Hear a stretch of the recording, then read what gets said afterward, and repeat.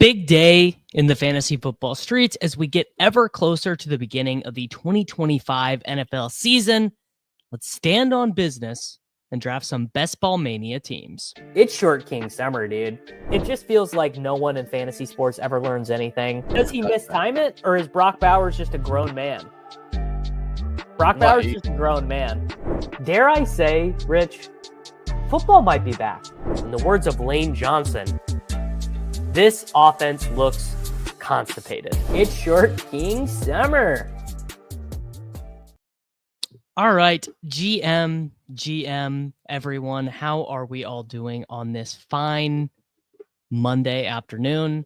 Best ball breakfast just got over with. I know that Pete did not redirect me today, but we've got some fun stuff happening. Wow. And how about this?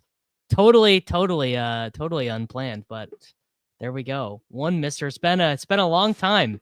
Mr. EZ of EZDFS.xyz joins. How about that, man? How you doing? You here's the deal. You watched one too many Buck takes. You saw Buck say he'd rather straight up draft Devonta Smith over Marvin Harrison Jr. You were like, all right, enough of this. I'm coming to reclaim my throne here. Yeah, we gotta listen. I respect the man going out and battling the slappy hive 1 versus 100. But yeah, we gotta bring back, traditional values in best ball.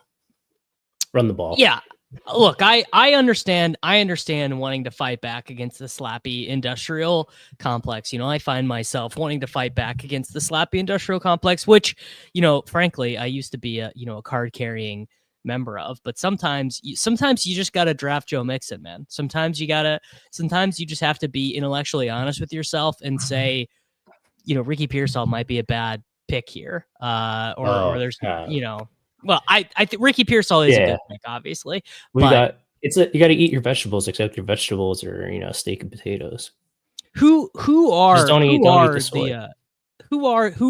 the soy this year? I mean, is it RJ Harvey? It was RJ Harvey. Now I think I actually kind of like him a little bit. Yeah, this is true. I did just change the name of my Discord to Slappy Central. I've been trying to come up with a good name for it for like a year, and I literally woke up in a dead out of just truly I was asleep 3 a.m, woke up and I was like, of course it was always right there in front of me. Slappy Central. Yeah. Pete didn't give me the redirect today, so I think we're in a safe space right now. This is going to be only slaps here.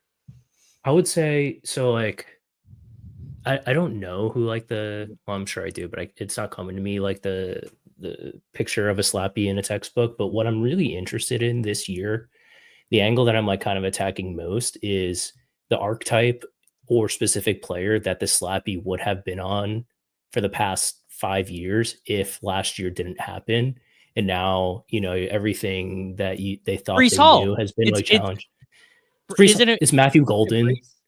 Oh, it's Matthew Golden. There you go. Yes, it's Marvin rewind. Mims. It's not Breece Hall. It is so obviously Marvin. It's so obviously Matthew Golden. That had Matthew Golden been a first round pick last year, he would have been what, a 3-4 turn pick. We've been taking multiple Packers receivers in round 4 for the past 2 years.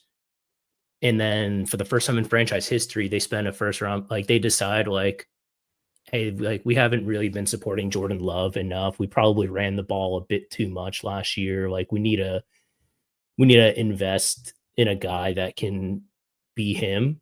And the slappies are no, we'll just take Ted McMillan, who by the way, if people didn't like Ted McMillan and they're saying, oh, he's an overrated prospect, whatever, and then it's all the mock drafts have him in the 20s, then he ends up going early and people are like, all right, fine, I'll take Ted McMillan at the 3-4 turn. But for some reason, Golden, there's a lot of steam that Golden was the best, the receiver people like most.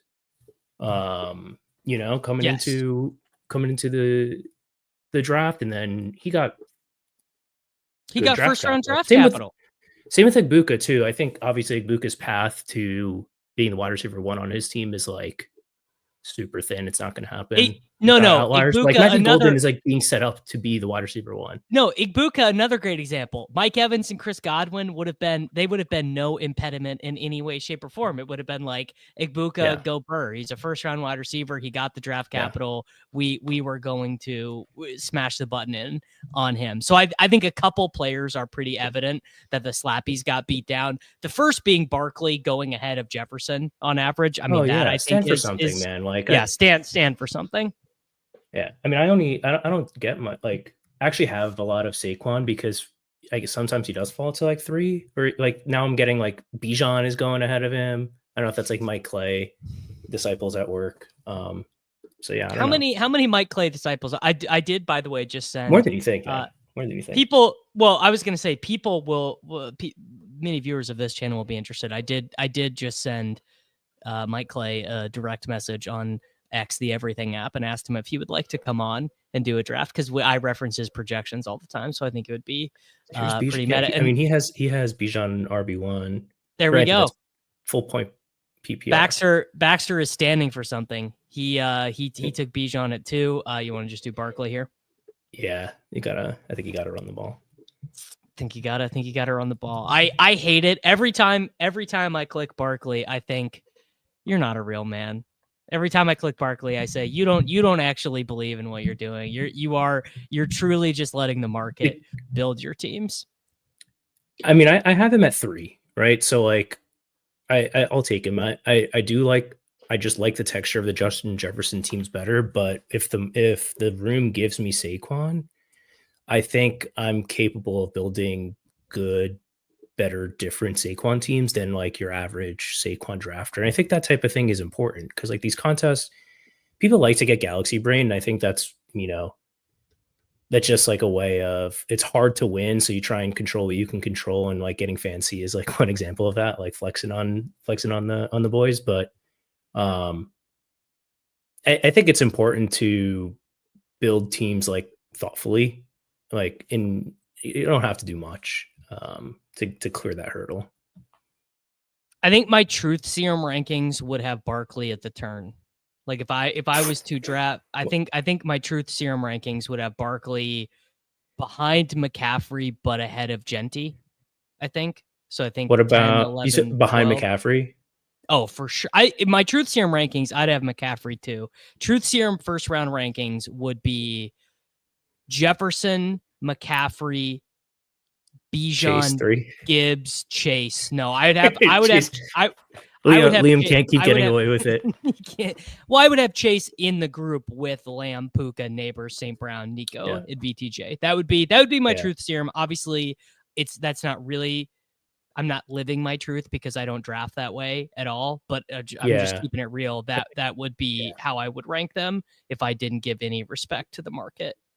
Yeah, if I didn't respect the market, I think I would have Saquon at 3 or 4. I have him at 3. I think he had like 32 receptions last year, dude. It's just so hard. Hard to make your money that way. I will push back on that for the 4th consecutive year. What if the Eagles actually play a game that is like competitive? What if they played one? What if they played one competitive game in the second half where Adam beat you to it? Adam beat you to it. They were never behind. Yeah. Adam is letting us know they were never behind. Yeah. Ooh. Now Gumby makes a great point. Saquon 100% to get injured and Gumby is a licensed physical therapist, so I think he would know. Yeah, and he's a licensed New York Giants fan. Terrible. Okay. Are you hoping to get JT here to run the ball, or so I have Rashee ranked here? What do you think? Yeah, this is why it's tough to like. This is why it's tough. This is why it's so tough. Yeah. Yeah, I would go Rashee. Yeah. Look at this. Now he's actually just straight up tied in average draft position with T. Higgins. That is what a world. Score 1 for the early drafters, by the way. Score 1 for the May 3rd nerds on Rashee Rice. What's the meaningful difference? Like now, instead of taking him at 304, you take him here and you end up with. Oh no! I mean, dude, you could get him. You could get him at 38, 35. Yeah. Okay. So they're pretty meaningful difference, I think, all the way on the other side of the board. Like there is some team that exists in Best Ball Mania right now that got Malik Neighbors, Christian McCaffrey, Breece Hall, and Rashee Rice. I'm fine with that. Like, what are the odds you run into that when it matters? Yeah, I mean, I don't care. I don't care. It's scared. all the pod luck is so insane that it like effectively doesn't matter. But I'm just saying you'd rather have that combination in your portfolio than not have it. Oh, sure, but it doesn't scare me away. Like, if you like Rashee, you like Rashee. I don't care that someone has a better price on him. Yeah, exactly. All right, we've got I'll go Tyreek or Adams. So this is where I have Adams ranked, I believe. Yeah, I mean, I'll go Tyreek or Adams. I think either's fine. Let's do Adams because I like Devontae Adams a little bit more. I did see. Did you see the great takes flying around X the Everything app yesterday or this weekend about Tyreek he won that race that he ran this weekend, and people were like, "Dude, fading Tyreek is a mistake." I saw our boy Nez. Our boy Nez had a great tweet. I think I went back and forth with Nez. He said, "Wow, I'm just now hearing that Tyreek is fast. This is first time." The same people that were taking Tyreek's second overall last year now wouldn't touch him in round 5 because like apparently he fell off. And granted, how many excuses can you make for a guy? He had like the hand injury, and then I don't know if that was like before or after the arrest. Yeah, after. Yeah, so like can you excuse route running and like a bum hand? Like, I don't know, but like my motto is kind of like betting on outliers to do outlier things, and Tyreek is like a top 3 to 5 outlier in the history of the sport. Like, people are saying that he completely fell off, and it's not transferable. He doesn't just run in a straight line in the NFL, but he's at age 31. He's running literal Olympic qualifying. He's an Olympic caliber sprinter. Winning Olympic. 10.15 is so fast, and it's like he's like training for it. Like, does it matter? No, he. Okay, this is a good question. He weighs what, 205 pounds, maybe 200 right now. But he's bigger than people think. Yeah. Well, I was just gonna say, how much more does his body weigh, and how much more muscle mass does he have than the people who also run? Oh, and he's shorter than everyone that he's sprinting against too. Yeah, I think I've been kind of a Tyreek doubter, and I think I might have to just switch to being a Tyreek enjoyer, because at least if Tyreek hits, it's so obvious why you were right to take him, and if you faded Tyreek, it'll be so obvious that you were dumb to have faded him. I don't know. I just because he's a 10 to 12% guy. I think that, it's very clear. Like, I don't want to be this guy that just looks at last year's ADP and says, "Oh, what if he does this?" But like 1 year removed from him being the 102, like you don't have to squint to like see what the bull case is. Whereas with JSN, for example, like people in Terry McLaurin, like people are making the Tyreek versus Terry and JSN case. Like, I think Tyreek's path back to outperforming around 3 tag is just like, hey, he does what he did for the last 8 years. It's just I was just saying this to someone who I don't even remember, but like, what if the Miami Dolphins had the 19th best offensive line? Everyone probably pays off, right? A-Chain probably pays off. 2 is probably a huge win. Tyreek is probably like, it just is wins all around. This dude, is so annoying. This guy is auto drafting. He's gonna auto draft Worthy, and he's gonna auto draft Worthy. That nothing quite tilts me exactly like this than getting this guy doesn't even want. I know. Yeah, JT and Worthy. Okay, he's 180 pounds. So I guess I lied. He looks heavier though, right? Yeah. Ooh. He took Jalen Hurts. Podium. So, Podium pick on Xavier Worthy. Wow. Yeah, we're there. So I guess what's happening is the corresponding market adjustment as Rashee Rice going up has been for Worthy to fall. Frankly, yeah, I think that, to me, that feels that's wrong. I think it feels wrong because I think if you think Rashee is this good, what it actually does is it brings the Chiefs closer to being a good offense again. It brings them. Oh, it brings sure. And you can also just say,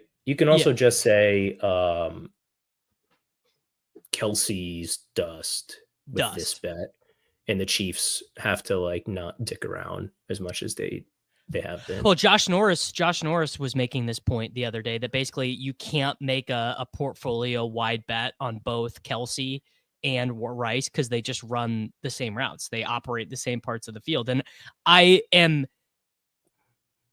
from a macro level, I think he's right. Do you want to do round 5 Hampton or do you want to take Waddle?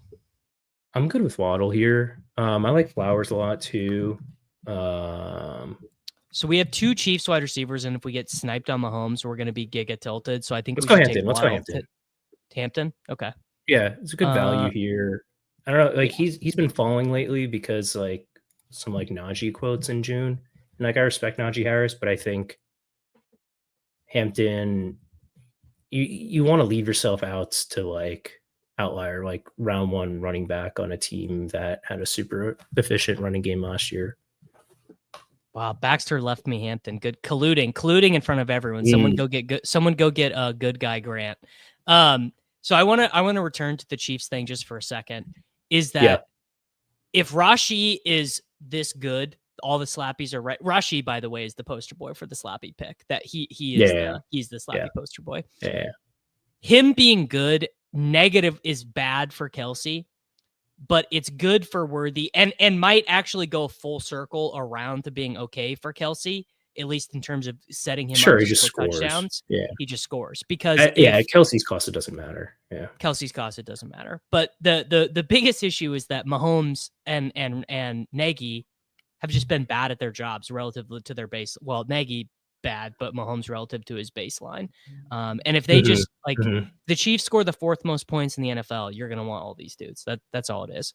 Especially at this cost, like not to say that we were smart for doing what we did last year, the royal we, not going to point fingers, but like, you had last year between rounds 3 and 5, you had Rice, Worthy, Kelsey, Pacheco, and Mahomes all within like 15 picks, I think. Basically.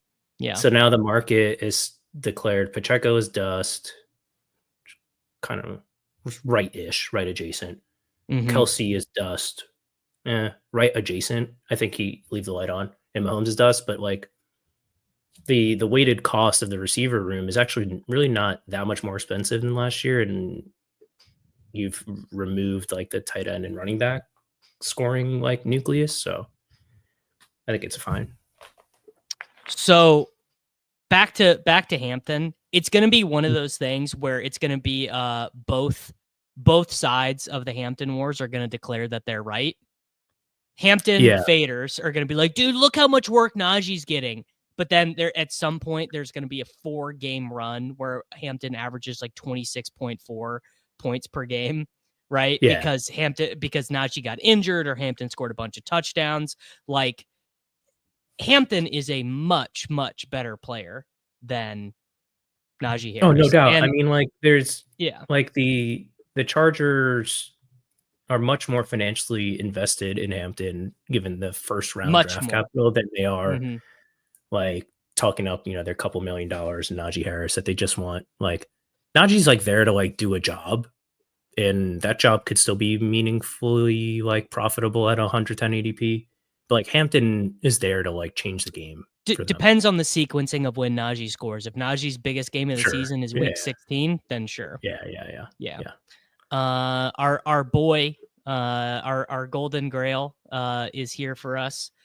Interesting that we could take Joe Burrow and just do a mega tilt. By ADP, it's Judy. No way. What do you want to do? I'm between Golden and like Jacoby. I don't love Jacoby. I would go Golden, dude. Yeah, let's just Golden. Golden, one of the few guys I am not drafting 8.3% of. No, I mean, I think it's just like it's been one of the most historically profitable bets is first round rookie wide receivers. And I think I have a couple theories on why Golden doesn't go as high as like this archetype. I think like market has PTSD. B, I think people like don't like Texas, and they like in the draft process there was like Isaiah Bond had all this buzz like how he was going to run. I think some people don't know the difference. They don't know the between difference. Him and Isaiah Bond. Yeah, so they got confused and they're like, wait, did this guy get arrested? Like, wait, did he not run as fast? Like, no, he ran like a full like 0.15 faster than expected. And granted, like I don't think Golden is like he's not a deep threat like exclusively. I think he's a pretty complete receiver. No. Decent enough size. Like guys, he's just Xavier Worthy. He played the same position. No. He played the same position in their offense as Worthy. Oh, sure. Yeah, I mean, but I liken him to like he's kind of like a bigger Zay Flowers, I think. Do you want to do 2 double stacks? We could take Pearsall, we could take Hawkinson, we could add tight end. I don't care. I would go Reed here. Yeah. I like drafting these guys together. I don't get much Reed, but like I'm really into the Packers at cost. I think like the market's way overconfident that LaFleur wants to run them all 30 times with Josh Jacobs. And like I don't know that they'll have the luxury to do that. I don't know what their defense necessarily looks like, or if the division. Well, they don't. Their cornerbacks are so poor. They are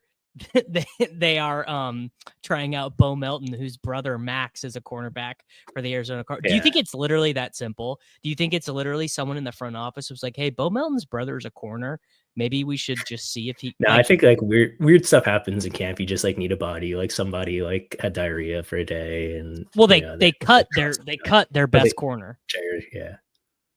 But yeah, I think people just like never readjusted post draft to like, oh, Isaiah Bond is not an NFL player. Matthew Golden was on the same offense and didn't really do that much.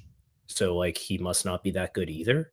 And I think that's just at a 77 ADP is just like a hilariously good bet where he's a first round wide receiver on a team that doesn't have a clear cut top target. Like if you were doing projections, you would probably just historically, you would say, well, I don't have any opinions on how good any of these guys are, which is where you get yourself into trouble, is by having opinions on shit you don't know anything about. Yeah. And you would give Golden the most work. You just would. It's the Justin Jefferson, like it's a Justin Jefferson bet, essentially.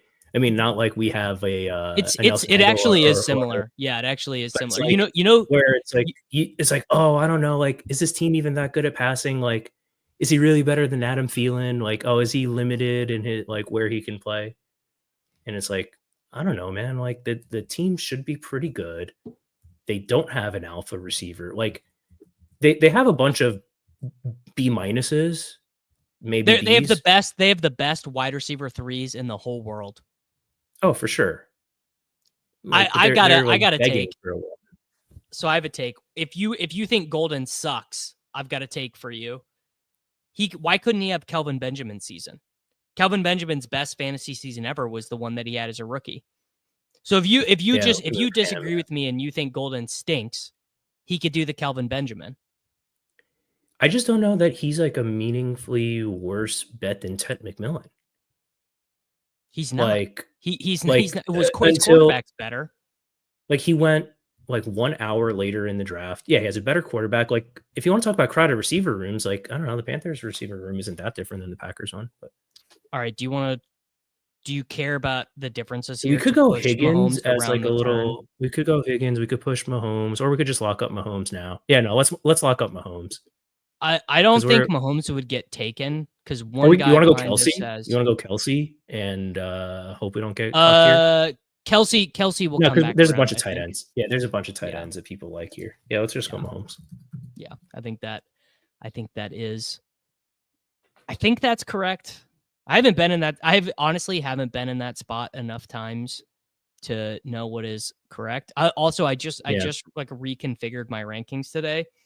And it looks good. I just realized I have this block of quarterbacks here. So at some point, I'm going to be on the clock. And this used to be quarterbacks. Yeah. I mean, it used to be like the running back oasis here. And I think that, there's Jalen Warren, there's like Scatterbo, if you like Tyron Tracy, whatever.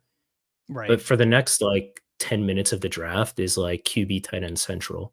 So like that's why like I think like I get the elite tight end thing and I like them, but I have a hard time, especially and even elite QB.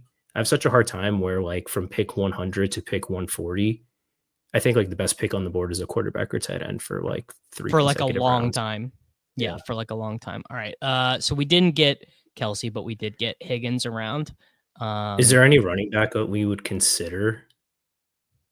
No, because like to me, Scatterbo, the two Giants guys here.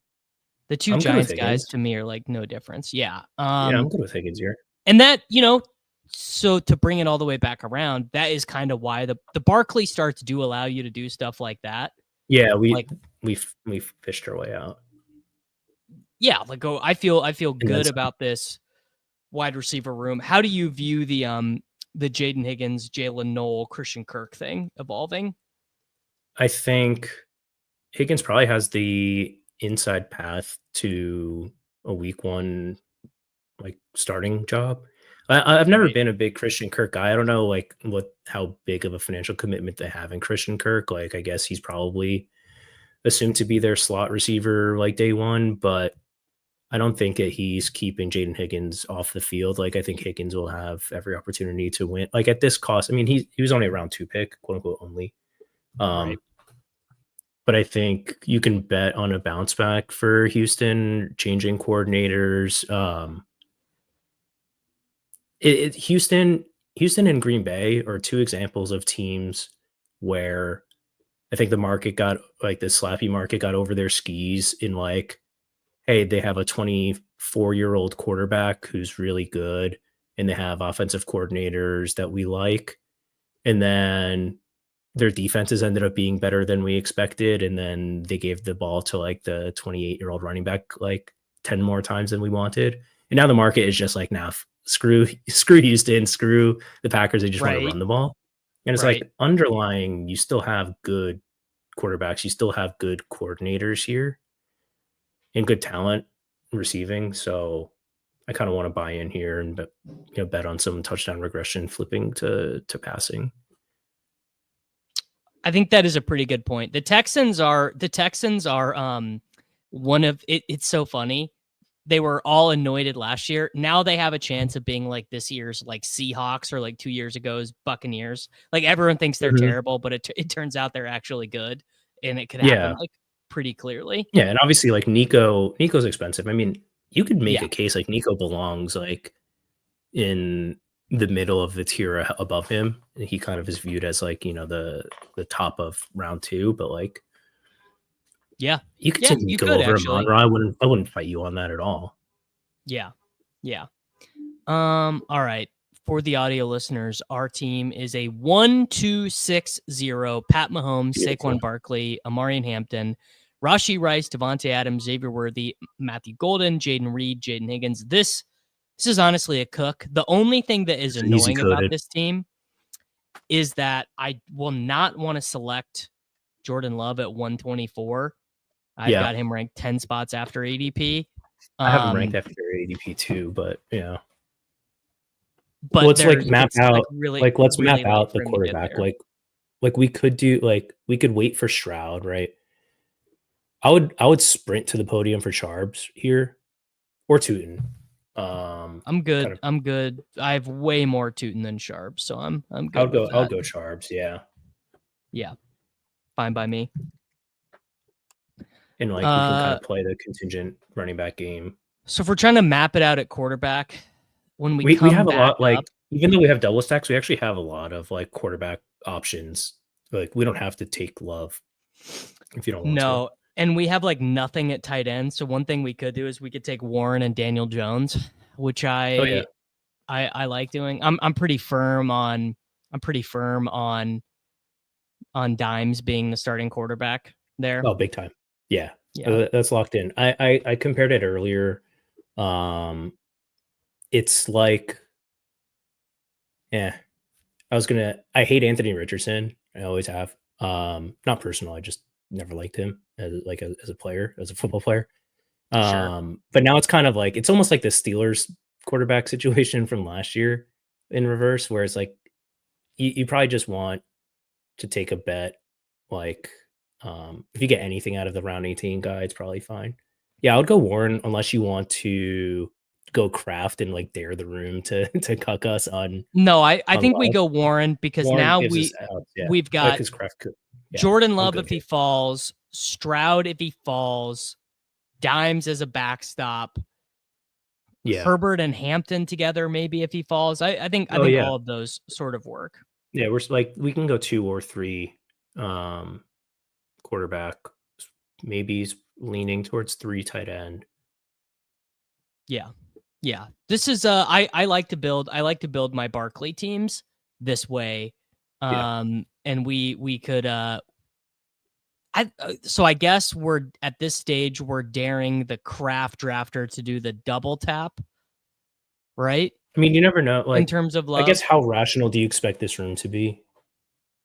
Well, if you want to use it as a weather how long vane, it took to fill. If you want, I was going to say, if you use it as a weather vane, it's a room that let Burrow get back to the T drafter at 70. Now it's a little mini run.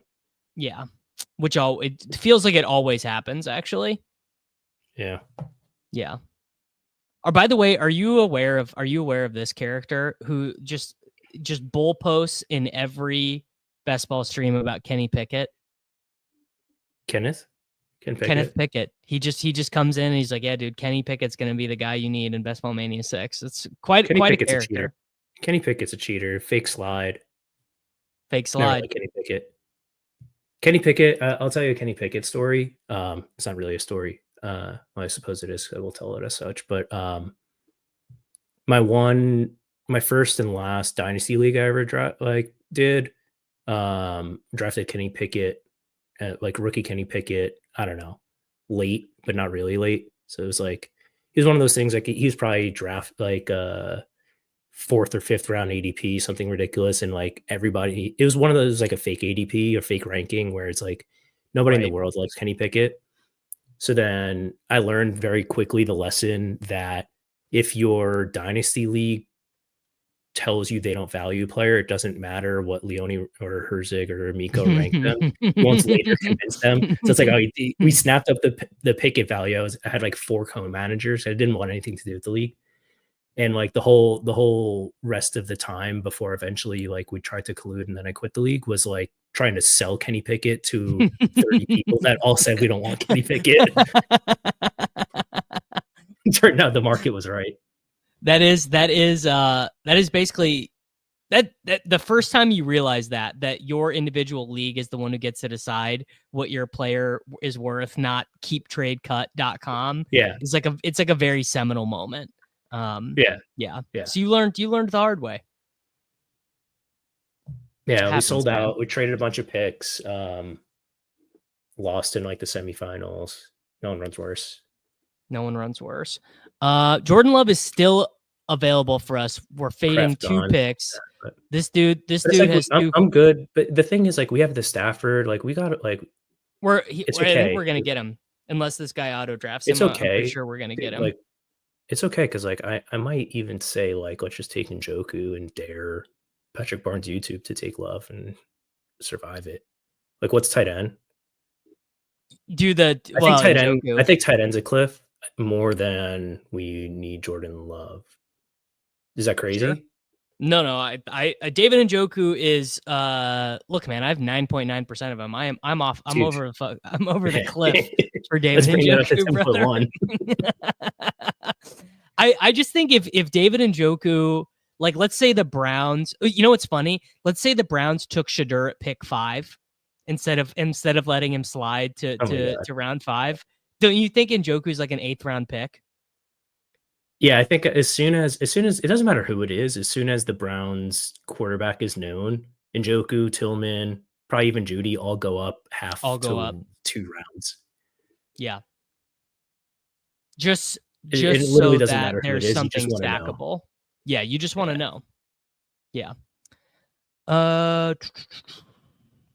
Hollywood would have been fine to take. Well, maybe you don't want Mahomes. Okay, damn it. Patrick Barnes YouTube, he called. We raised. Fine. He called. He snaps off Jordan Love. It doesn't matter. Like we have Patrick Barnes YouTube is just an ETR guy, so he's like, dude, there's no way I can pass on this value here. That's fine. This might be the slappy guy this year. Efton Chisholm III. Efton, he's a Patriot. He's a white Patriot slot wide receiver. Is an undrafted free agent. Say less. I'm out. Yeah. No, but he has an ADP, dude. People are taking him. Yeah, I'm good. All right. What do you want to do here? What are your thoughts on? Let's take thoughts on Algier. What are your thoughts? No. Could I sell you the Algier pen? And I'm fine with that. I mean, I have less of the Algier pen is Saquon Bijan leverage with Algier. Like how, like if you want to flex on like, I think way too much about this stuff, and I'm flexing 0.1% micro edges. I already know what you're going to say. I already know what you're going to say, and it's so good. Is that a lot of the overlapping players that you have with Barkley are going to be overlapping players with Bijan on that side of the board. So in the event that like talk about 0.01%, Bijan smashes in week 16, rolls his ankle, final drive of the game, can't play week 17. So a bunch of the correlated players with Bijan get there. But then Algier is who you need in week 17. We have him dominated. We have ace king over ace queen. Yeah, we're good here. Little simple bring back process, Devontae Adams. This is Devontae Adams Algier. But, that's true. Yes, that is true. Speaking of Njoku, I don't know if people are like scared of Harold Fannin, which made me think of, Isaiah Likely. Someone in my mentions called Isaiah Likely. What did he call him? Man, this would have hit so much better if I remembered. If you remembered, Likely is he called Gunnar Helm white Isaiah Likely. There could not be a less interesting, compelling comparison to me than white Isaiah Likely. Gunnar Helm, I mean, to me, Gunnar Helm is already immediately a better, and I think Gunnar Helm is already a better NFL player than Likely, but I don't know if there's enough throws in Tennessee for it to matter. Do you remember Josh Wiley Bulls? Well, he tore his ACL immediately. Yeah, sorry. Yeah. Oh, that Jared Wiley. If you hated Jared Wiley. Oh yeah, whoever. The Titans tight end 4. Wait, no, Jared Wiley is a Chiefs tight end. Josh Wiley, I thought he was just like a block. I was talking about yeah. Well, yeah, I don't know. I don't remember, but where were we even? How did we even get here? I don't know, but I just want to say this: that if Harold Fannin had been drafted somewhere where David Njoku was not, I would have been taking him. But getting drafted where David Njoku is means I'm not taking him. I'm hip to this. I don't really want to draft Chig because I think Gunner's already better than him. But it doesn't mean that is going to make Gunner a fantasy relevant entity. It just means that there's going to be two tight ends on a team that throws the ball 22 times a week that are each running 37% of the routes. Dude, Ben Sinnott has Harold Fannin went in round 3. You're talking about a MAC wide receiver tight end who went a full round after people expected him to on a team that we don't expect to be super interested in their pass catchers and has a top 5-ish tight end already. I think. All right. Do you want to take Bryce and set up a backdoor, or do you want to keep pushing Is Cam Ward's gone? Cam Ward's gone. We could do Pat Bryant as a little bring back for I don't take Pat Bryant much, but he's kind of staring at me, or we could do Bryce Young. Yeah. I've been kind of fully ship chased on Pat Bryant. I'm just I'm gonna be too tilted if you guys are right about Pat Bryant. I'm not super into him either, but I try not to take 3rd round receivers that had to stay at University of Illinois for 4 years to make an impact on the field, but sure. He did score 3 game-winning walk-off touchdowns. I don't know if that does anything for you. I'm a big game hunter. I respect that. I actually don't think this is true. Damian, first off, I think we should take Bryce. No, he's gonna go get paid. I think we should take Bryce. Bryce or Jalen, right? Yeah, I'm not compelled to back stack here because we already have 7 receivers. I like Jalen Wright. Okay. All right. You know what? Yeah. We'll figure it out. If we get sniped on dimes, like we'll take Anthony Richardson. Like this is vintage Mahomes. Like we've already. Dude, did you know that when Liam won Best Ball Mania, he only got 2.6 points out of Justin Fields on Josh Allen's bye week? Did you know that the guy that won drafters.com 2 years ago had no quarterback for the team and he got hurt in week 15? He got hurt. Yeah. It's probably easier. To be fair, it's easier to win that than it would be to win Best Ball Mania without a quarterback. But yes. Yeah. Factual. No, that is true. And frankly, by the way, I think in the new 3 quarterback meta, everyone just wants to take 3 quarterbacks all the time. It's fine to do some of this stuff. Like if everyone is slappy lemmying themselves off the cliff to draft a 3rd quarterback, like sometimes it pays to do some different stuff. Was it worth pushing Love around the corner? I mean, retroactively, I think for Njoku it was, because I think the tight end cliff is steep there. Yeah. I think Njoku's live as hell to be tight end 5. And like Jordan Love is pretty important to our team. But like I think we can survive it better than our chances of getting Kate Otten to be like an impact player for us. I think Njoku is an impact player. And right now we're just kind of like scraping together like QB2. Yeah. Yeah. I think not only tight end cliff, I mean, I think David Njoku is straight up better than honestly, I think he's better than the tight end we took before at 124. Yeah, I think David Njoku is better than Jonnu. Like my truth serum rankings, I would have David Njoku ranked after Kelsey and ahead of Jonnu. I agree. If I didn't weigh the market, I would have Njoku like pick 100, like maybe. Yeah, I think David Njoku is like straight up like a priority target, and that if we because it's that range. Like I take Kelsey, I take Andrews because I think the way that they score points matters in this kind of contest format. But I think Njoku has a path to like, I don't think hyperbole, like 100 catches on that team. I said 100%. 100 million%, very easy. Now maybe we should have taken Bryce Young there, because what we have to do here to avoid getting this is so wheelhouse. It's not even funny. Like we could take AR, we could take Tower Shuck. Like I do not care one iota. Like we're so good. I'm about to tell you to take Miles Sanders and say screw this. I'm gonna take Shuck just because I would be like, I would just be way too tilted.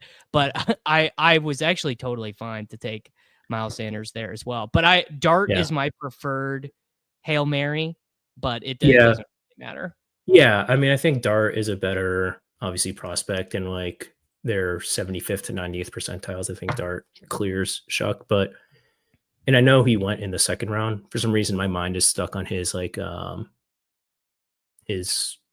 mock draft stuff where everyone's like, oh, the Saints are taking him at 20, and then he went to the Saints. So my mind, it's like, oh, they took him at 20. Like now they took him at 40. But it's similar to the Bo Nix bet, and I might get heat for this. But like you're getting the rookie mystery box that's starting week 1. Like he's just flat out going to start week 1, unless like Kellen Moore wants to show up with Desmond Ridder. Like I think it's like a sick bet. Well, Gumby, what are you doing? You're taking Brandon Ayuk. The guy's a physical therapist. He's taking Brandon Ayuk, who like got paid, hasn't rehabbed a day in his life. Like, what are we doing here? Gumby's like naked Justin Herbert over there. Like, get lost. He's tough. All right, do you want to take Sanders here or Giddens? I'm just trying to think. Like, do we have like a need on this team? On this team, Giddens is better. I would say the way I build most of the time, you probably want Sanders because you just are desperately needing some points. But if you have Barkley and Hampton and you're using Miles Sanders scores, Now, this is obviously the interesting thing to deal with, which is third QB is more important than most think. Nick talking about the sidekick sim, highlighting how much the 3 quarterback stuff happens. But what will happen is you don't play games in a vacuum. No game can happen in isolation. So the equilibrium of the game will shift. Eventually, if everyone's drafting 3 quarterbacks, guess what? Daniel Jones might be a round 14 pick. Guess what's probably a pretty bad pick? Daniel Jones in round 14. Like it's pretty terrible. Yeah. So and like I've been very into 3 quarterback like for the past several years. I know like I wouldn't credit him with like starting this, but do you remember like Osimo like did like one best ball content like 3 years ago talking about like the ping pong effect of quarterbacks? And I think like you'd be surprised how often a third quarterback like kind of cracks your lineup, just adds points to contribute points even when you have a good quarterback. But like if the market is over their skis in like the flavor of the month right now, like I'm cool with it. I think I take it, but I'm not going to force it, you know, like, and I'm happy at the end to like course correct and like take Tarshuck a round ahead of ADP, and I'm going to survive, and I'm going to have a bunch of portfolio with 3. But on this team, we're kind of like really good at running back. We're really good at receiver. Like you can't be strong. You shouldn't try and be strong at all 4 positions in a draft. No, and like, no, you shouldn't. It's a very good point. If you enter, here's a great rule of thumb. If you enter into every draft trying to have a great screenshot so that people on X, the everything app, will tell you have a good team, you're probably drafting a bunch of dog shit. Yeah. This is the Sidekick. This is not the sim version. EZ has a very similar tool at EZDFS. Not a you know what is something to help you if you want to. What does Good Guy Grant call it? RTA. Real time assistance. Mine's not quite real time. You gotta type into Excel, but we do what we can. We're one man sole proprietor fighting against the big guy. But yeah, shout out to everyone. It's my cheating tool. Shout out to me for cheating. I cheated so good. I cheated so good last year, dude. You're Robin Hood. You're taking money from yourself and Jeremy Levine and redistributing it to the player pool. Yeah. Okay, here's an interesting question. Structurally, should we take Richardson or Darnold or Russell Wilson? Yeah, I think we should. I would say Richardson or Juwan Johnson. Juwan, stacking Shuck. Little cheeky stack, little the Shuck, dude. The key to best ball in June 2025 is a rookie quarterback and a tight end named Johnson. Dart Theo or Shuck Juwan. That's the key if you want to secure 12 to 15 points a quarterback and 2 to 6 a tight end. Gumby just gave up and just said, I'm fine. He said, I'm fine. I'm taking Dylan Sampson, Taj Brooks and ending it. Which one of these? Like, I don't like, so I would go, let me see what my thing would tell me to do. We have 30 seconds, right? I can figure this out. Yes. Richardson or Juwan. Oh, this says Juwan adds 0.4 points. And Anthony Richardson had 0. Well, let's just go AR. I was arguing this online. I don't want to be a hypocrite. I think Anthony Richardson is not too dissimilar from the Justin Fields bet last year, and I was all on the Justin Fields bet last year. Other than that, Richardson is actually already dead. Like, doesn't have an arm. Okay, but like Justin Fields ended up dead.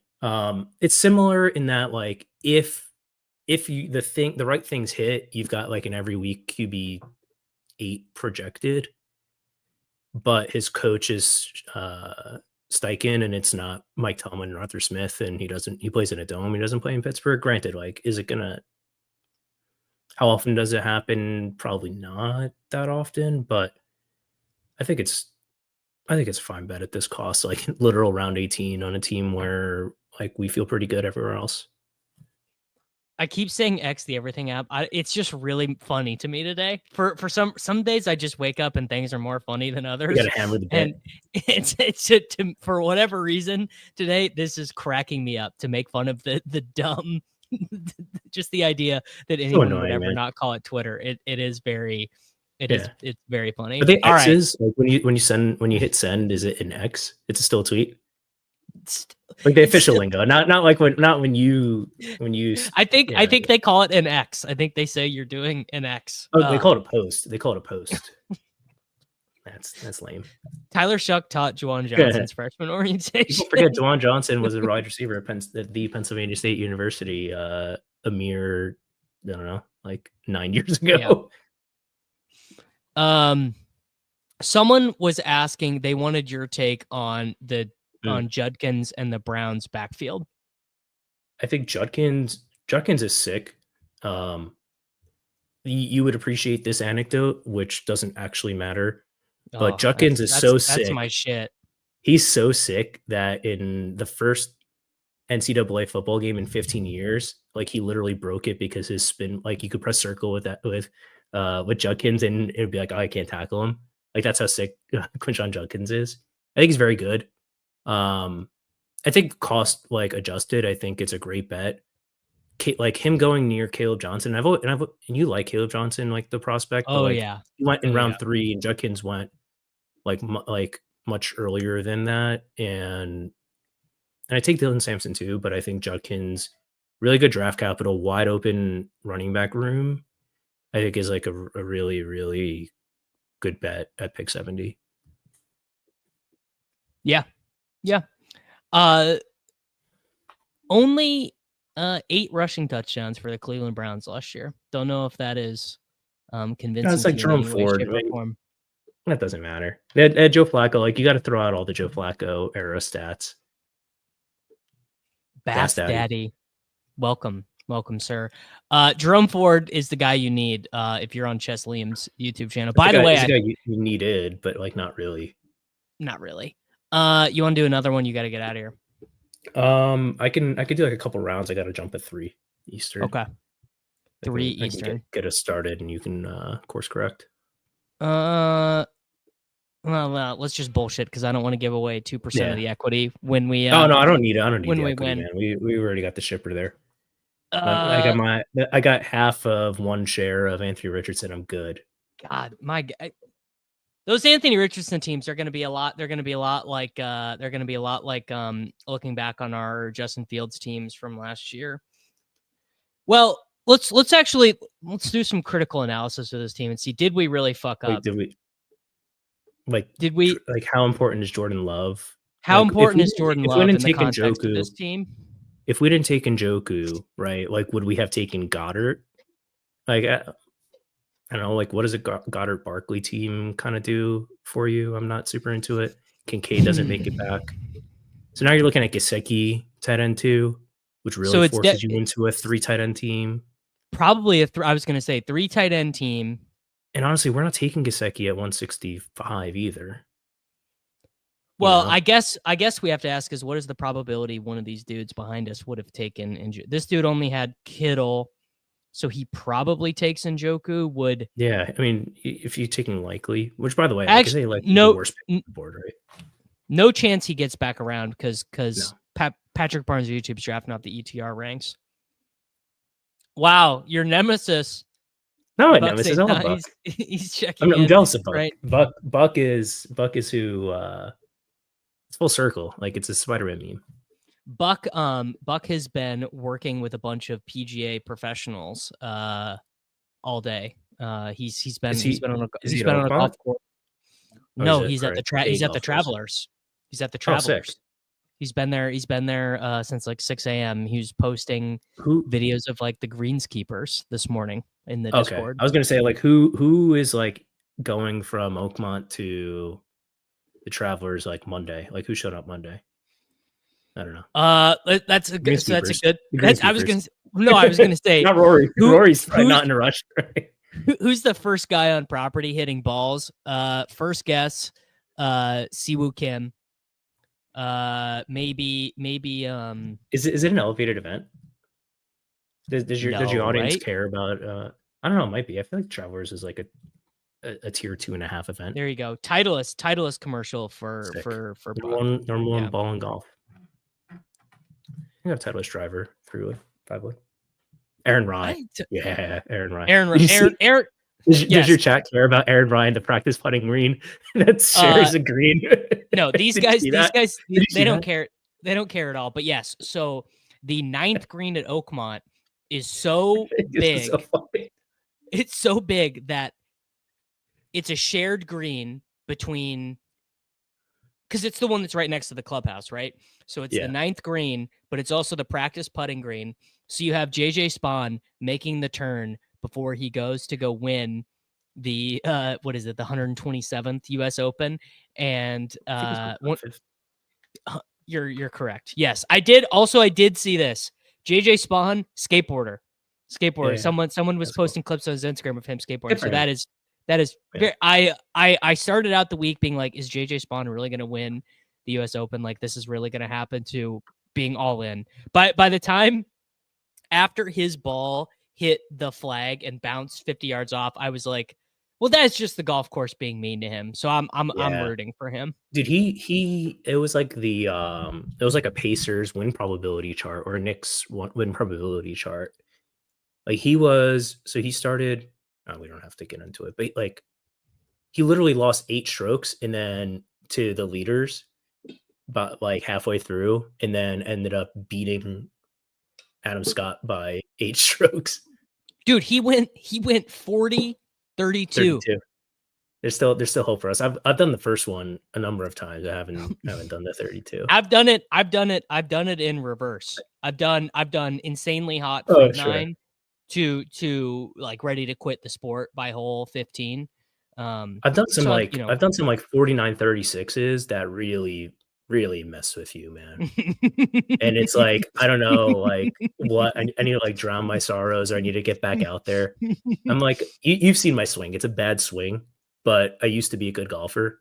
Better than mine. Like you put a better strike on it than me. Yeah. Well, now I think it's like okay. Like, but it takes some lubing up. Like I need reps. Like I'm not I can't show up to training camp ready to go. I need to play my way into shape. You play your way into shape. Yeah, Shaq is like, I didn't get paid to work out in the off season. Like he's playing his way into shape. That's kind of my MO on the golf course.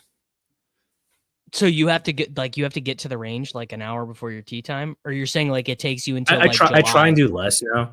Yeah, it's like my whole first month to 2 months is basically like 10 strokes worse than like my handicap, basically.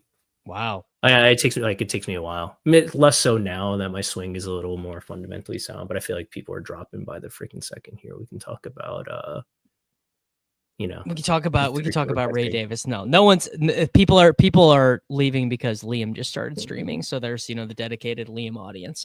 By the way, pretty sure Liam and I are back. I think we nailed in a time on Wednesday because he's done teaching chess school then. Here's the thing about this team.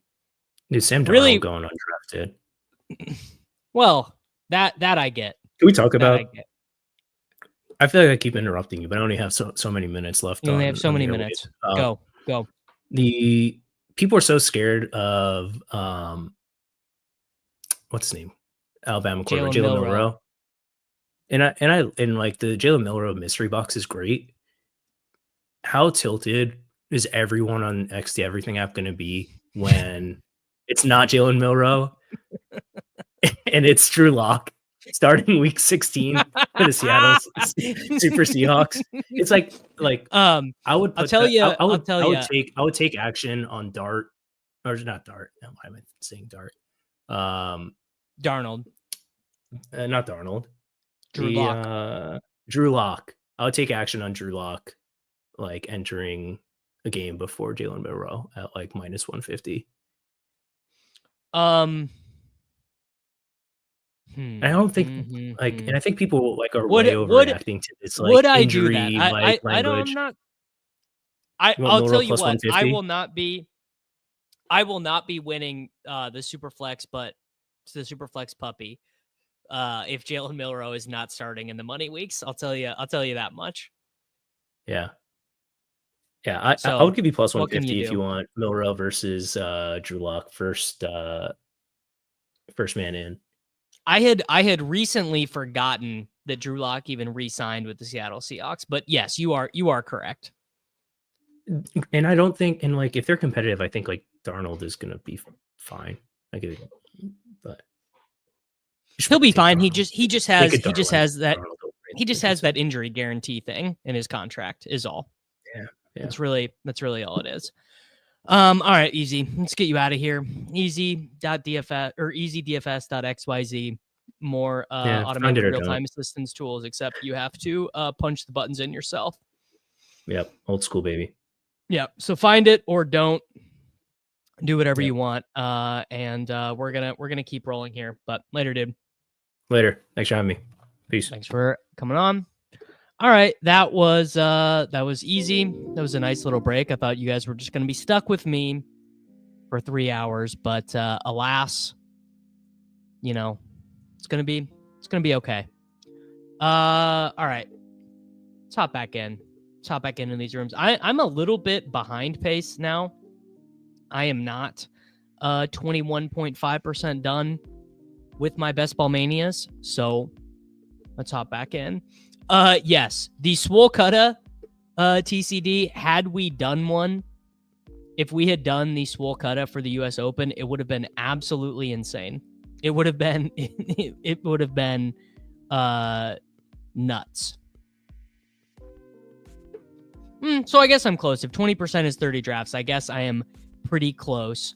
But I am taking a week-long vacation in July, so I would like to be ahead of pace before I do that week-long vacation. All right, we are hopping into another BBM out of the 11 hole. Best Ball Mania out of the 1.11. Bang. Scott Foster is unavailable for the Thunder tonight. Are you nervous, Davis? I am nervous. Well, Soups, that's really just on me, because if I had done some forethought and some communication with Liam, we could probably be streaming together, but that ain't how she goes.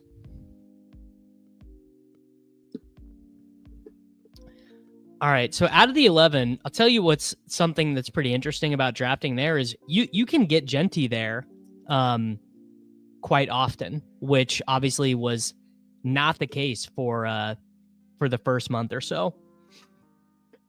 I did predict correctly during the big board season that Genty would get more expensive. I did not predict that McCaffrey would end up getting that much more expensive. So there you go. McCaffrey at the 1.1. My boy Spider 69.98 is keeping it fresh. Zekin Des Troy here, 3-spot GLs, GL to you. Neil, if you want to hop on right now, if you're busy, I will send you the StreamYard link right now. We can have a grab bag day. If you didn't want Kevin Durant anyway, but I don't know what you're doing. I don't know if you're streaming, but if you want to hop on, I will send you the StreamYard link right now. I agree. I think the late draft slot picks feel juiced this year. All right. Neil is coming on. Let me send him a direct message. Neil Orfield, Player Q DFS. Bang. There we go. I agree. I'm gonna take both of my guys went, so both the running backs went, so I'm gonna take Neighbors. I agree. When you get the 101, we just gotta take Chase. No, I haven't done my NBA extender entry yet. Wow. Brian Thomas Jr. Sick. So Soups, we will close the stream with our NBA extender for sure. Where did the BBM winner draft from? What slot? I don't remember. I actually have no idea where Who is his first round pick? Chase, right? I don't remember. I should have to have that. Yeah, he had Chase, so I guess he was what, like the 1 dots. He must have had the 1-6, right? 1-6 or something. Yeah, 4 or 5, something like that.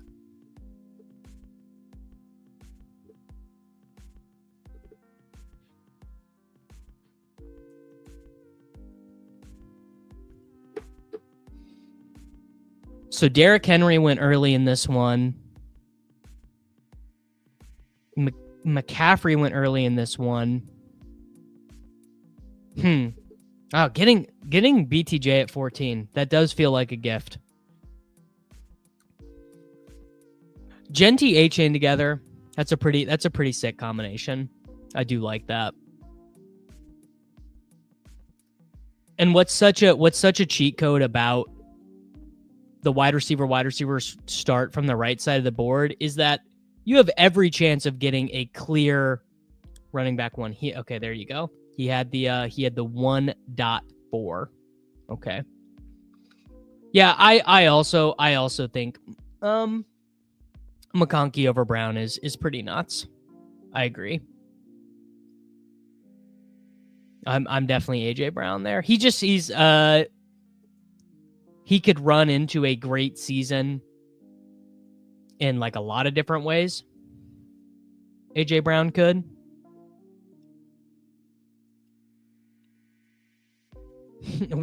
Weird that CMC went 1.1 just to do an Arizona double tap that would have worked better with Chase. Well, more unique though, right? More unique. I don't think I have 0% of any player in the first 5 rounds, honestly. I bet the player I have the least of is Terry McLaurin, though. I bet Terry, if I sorted by ADP and then check the exposures, I bet it would be Terry McLaurin. Wow, Breece Hall goes at 28 to my boy Chris. Tough scenes. Well, I'm gonna take Kyren here, actually, because I don't feel like doing a true 0 running back build.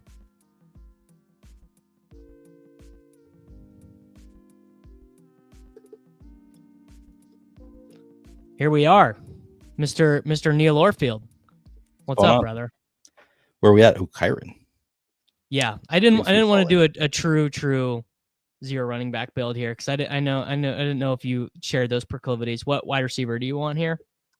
Mike Evans, Travis Hunter. You want to get your Xavier Worthy, get your KC up, and he's now that you can get Worthy over on this side of the board, sometimes I think it's better to try and do that. So our team is Neighbors, Brian Thomas Jr., Kyren Williams, Mike Evans, Neil. What's up, brother? How you doing? Not a whole lot. I was just telling my wife like an hour and a half ago how overwhelmed I am right now with all the things that I need to get done. And then, of course, you invite me on the show and I'm like, yep, I'm just going to do that instead of all the things that I need to be doing, like figuring out my own schedule, figuring out how to video edit, all of that stuff. Just drafting best ball is more fun. It's more fun. Yes. I fall into this all the time, which is that there are things I could be doing that would be better for my business, that are more boring and that takes more time and is more labor intensive. But at least I can at least tell myself, oh, I did this best ball stream and that got some views and it's fine. Yeah, and that's good. I feel like you are working very hard though. Like you're putting out content literally every day. Lately, I've been doing just my Wednesday streams, and then I do I'll put out a couple shorts sometimes from those videos. So I really need to ramp up what I'm doing. You are at least you're putting out content. Yeah, maybe you want to do a little bit more. I don't know what you want to do, video editing, data analysis, whatever you would like to do on top of it. But you're putting in the work. Yeah, yes, you're putting in a lot of work. But I don't know. Let's say the stream does okay, and let's say the stream gets 2,100 views, right? It would still just be so much better for my business to do the necessary skills to create a video editing framework that I could do that would get a 14,000 view video You know what I'm saying? That's probably true. But also like you've built a really good community. So like that's sort of a different way of doing things. Like that is, Yes. Pete kind of talked about on his stream once, how it is like sort of a different business model of like just trying to get the most views possible, getting the biggest subscriber base versus I think the way you do things is like you have a very loyal base, people who will pay for your product. So I think this business model also works. Yeah. But you know, we're just here to draft fantasy football teams because it's fun. And maybe this is the $2 million shipper, and I just cost myself $800,000 post tax adjusted by inviting you on. All right, we're up. Kyron is our running back 1. We have Neighbors, BTJ, Evans. What do you want to do here? I'm either Addison or Rome here probably, or we could go Godwin to add onto the stack. No, let's do Addison. Oh, actually, you know what? No, oh shit. I was going to say, let's take Rome, but my fingers weren't nimble enough because Addison, not that I'm scared about the suspension that is like effectively confirmed now. Yeah. But he just is going to get cheaper. That's all it is. It's just about your Addison teams. You're going to be able to get him at 68 now sometimes. And then we can get Rome now anyway, or we could take another running back. I think I like Rome here. I don't love the running backs in this range. I don't either. In fact, they all feel the same. Like they feel the same to me as the running backs available at 83, 86, basically. Exactly. Yeah. Really, it's not that I don't love them, but it's exactly that. Like it's pretty flat tier. We'll have other running backs I like later. Jordan Addison is going to have his DUI trial next week or July 16th, right? Is that? I think that's right. But basically, Jordan Addison is going to get suspended for 3 games. It's probably going to be the first 3 games of the 2025 NFL season. Yeah. Which we'll take that. Beginning of the season, we don't really care that much. Yes. Oh, no, it's literally today. It's literally today. So it's not July 16th, it's June 16th. So it's today. He will be found guilty almost for sure based on the reporting. And then the NFL basically has like an automatic suspension now that happens when you get a drunk driving arrest. And that automatic suspension is 3 games. I can't remember who the last guy was who got one, but was it not Henry Ruggs? No, come more on. Recent than this Ruggs? is like the NFL. Yeah. There's got to be plenty. The 49ers receiver I own the most is Ricky Pearsall. Which 49ers wide receiver do you own the most? Jawan Jennings. I've been going out of my way. Sometimes I'll reach for Jawan Jennings. Pearsall, I'm less sold on Pearsall, just like a smaller sample size. Yeah. I drafted a lot of Pearsall last year. It's probably that I'm just biased because he was bad all year until the week that I didn't have him anymore. until the good week. Yeah. Yeah. Ayuk, man. I saw a report that like he might not be like good until like week 8. But then the latest is also that he's at practice looking good. I swear I just saw a report that he was looking good at practice like this week. Yeah. But yeah, I've been assuming that he's going to be out the first 8 weeks of the year. It's not great. I mean, you just don't want to buy that guy in round 7, round 8. Yeah. Yeah. There we go. Vikes start the year with Bears, Falcons, Bengals. That is a rough 3 games to miss, but at the end of the day, every Vikings game is a good one to be in, right, Neil? Yeah, I mean they have a tough schedule though. But yeah, I mean they're just going to be, their offense is going to be awesome. They're going to be playing in a dome. So yeah, he'll get his points. Man, I think we're about to run so good here. I think we're going to get this ADP value on frick. Okay, that's annoying. Why would you do that to yourself? That's tilting. Do you like Pollard, Aaron Jones, or like there is a last of a wide receiver tier here? Yeah, we could go either Ayuk or Mooney. I actually like Downs too. Any of those. I'm gonna take Pollard because Downs might come. We just have to fade this one pick here. I think I straight up prefer Jordan Mason to Aaron Jones in half PPR. That's pretty hot take. I was gonna say that might be slappy brain of you. That might be slappy brained. All right, we can take Downs for quarterbacks. We've got Dart, Lawrence, Mayfield. Okay, we got plenty of quarterback. What do you want to do here? I'd be fine going Mooney or Downs. Either of the Downs I like quite a bit. Downs is the highest in my rankings, so we'll do that. Have you had a chance to use the new version of the Sidekick yet? With The sim version? No. Yeah. I'll probably do that today or tomorrow. Actually, I was thinking about reaching out to Shady and or Sack to see if they would come on my stream this week to talk about the new Sims version. I have not tried it out yet. I want to watch their stream from leg up before I actually try it. Yes. Yeah. I also have not downloaded it yet, but I'm curious because that did feel like one of the next steps to best ball stuff is having people run simulations of the season. Obviously you can't run simulations like during an actual draft. Although imagine quantum computing, of like you could literally run 10,000 simulations in between taking best ball picks. Yeah, I mean that would be pretty sweet.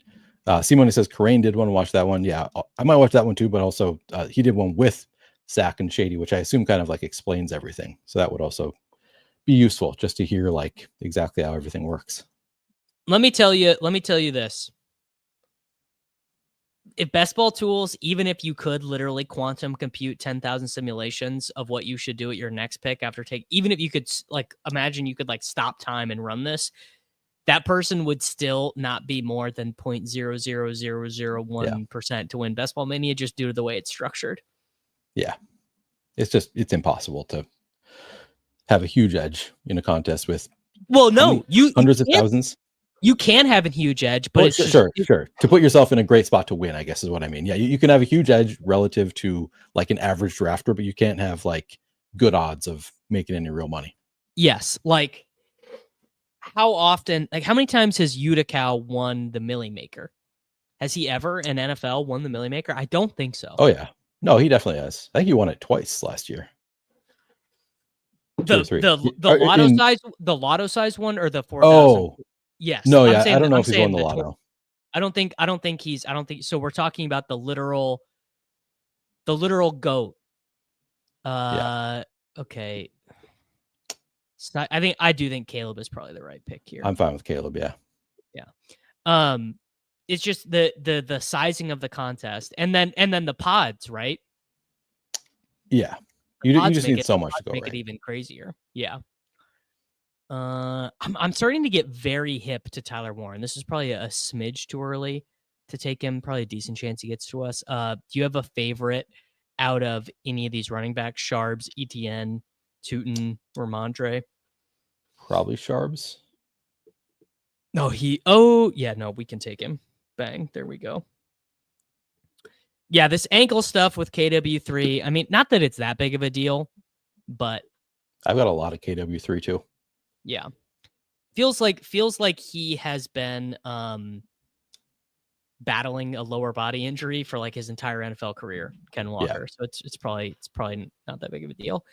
I think the most recent thing I read was that Ayuk is likely starting the year on the PUP list, which would keep him at a minimum of 4 weeks, but that was not a guarantee that he would be ready to go in week 5. That was the most recent report I read on Brandon Ayuk. That's better than I thought. Honestly, I thought I had heard he was likely to miss the first 8 weeks. All right. Well, I guess I lied because Ashton is telling me that he won the lotto-sized one last year. So there you go. Okay. But even still, he only won it once. Yeah, and right? many, many more slates. Like that would be and the number and of. He is the best, right? He makes his own projections, he makes his own sims, and he is kind of confirmed as like the best, basically. You know, and he's been playing for like 12 years, and there are so many Millie Maker slates every. I mean, if you're just talking about the $20, like even that, if you include golf, if you include if you include Showdown, I'm talking just NFL. Like it's there's just so many of them. Yeah, it's tough. It's tough to win, and this is actually a bigger contest than that. Like the $20 Millie Maker is like 220. I was gonna say it's like 3 or 4 times bigger. Yeah. Yeah. Right. So all of that is to say that I think best ball is kind of the perfect balance of a lottery style payout and randomness, while also a sharp user can still conceivably believe I am generating thousands of dollars of expected value. Like both, like you can hold both of those ideas and both of them can be true, right? Yeah. Yep. Like you can have sharp teams and you still are not going to be, more, you're a coin flip and expected value versus your dumb drunk buddy who just drafted Steelers players because he's from Pittsburgh. Yeah. A lot of quarterbacks. Oh, this is tough for us. The way these quarterbacks are jumping off the board. Not ideal. Yes. No, it's not. Which is, dude, that is something that is so interesting about drafting at the turn, because obviously you are able to end up picking up a lot of values, but and the right side of the board in the first round is so strong. Yeah. But we are eating the ass end of it now. McCarthy correctly is now going, like, the Justin Jefferson drafter in round 10 is being like, well, yeah, I'm just gonna take him. Do you want to do the Kraft Love double tap? I don't hate that. Yeah, I'm a big Kraft guy. Big Kraft guy. In the draft I just did with EZ, we did not do this. We tried to push Love around and he got snapped off. Ooh, so that was not great. I think Love is pretty good too. Like I don't think he really got there last year. I guess you can correct me if I'm wrong. No, he did not get there. I know his receivers didn't get there, but yeah. No, he didn't. He was drafted super high. They just ran. All right. Well, we didn't get him. So now we're officially tilting. Now I think we should take. We go Stroud Noel. Do we have any stacks right here? No, we got nothing. Let's take sidekick once Guerrero. Sure. I honestly click on the sidekick, right? I always mess it up because I double click it. Oh, I see. You see, and then it messes. It's just something. It's just that is a user error, not an issue with the tool, an issue with myself. When you got me into this, is the only like issue that I've had with the sidekick was the other week when I think last week you were streaming, you were talking about doing like 6 drafts at once, and this contest is about to close, and I immediately jumped into 20 drafts at once because I was like, oh, they'll probably fill kind of slowly, which was a dumb thought when the contest is pretty close to closing. But I had done 0, and I was like, I want to draft 20, so I'm just going to do them right now. And at that point, there's sometimes like 2 or 3 seconds where the top player on the sidekick is chosen right before you. So then like you click them and then it'll scroll, look for them, which is not usually a huge issue. But if you're doing 20 at once, suddenly it's I kept on running into. Yeah. Yes. Yeah. So that is why I use the sidekick as a guiding light, but I don't use it to add guys to the queue. Yeah. All right, Neil, this is our team.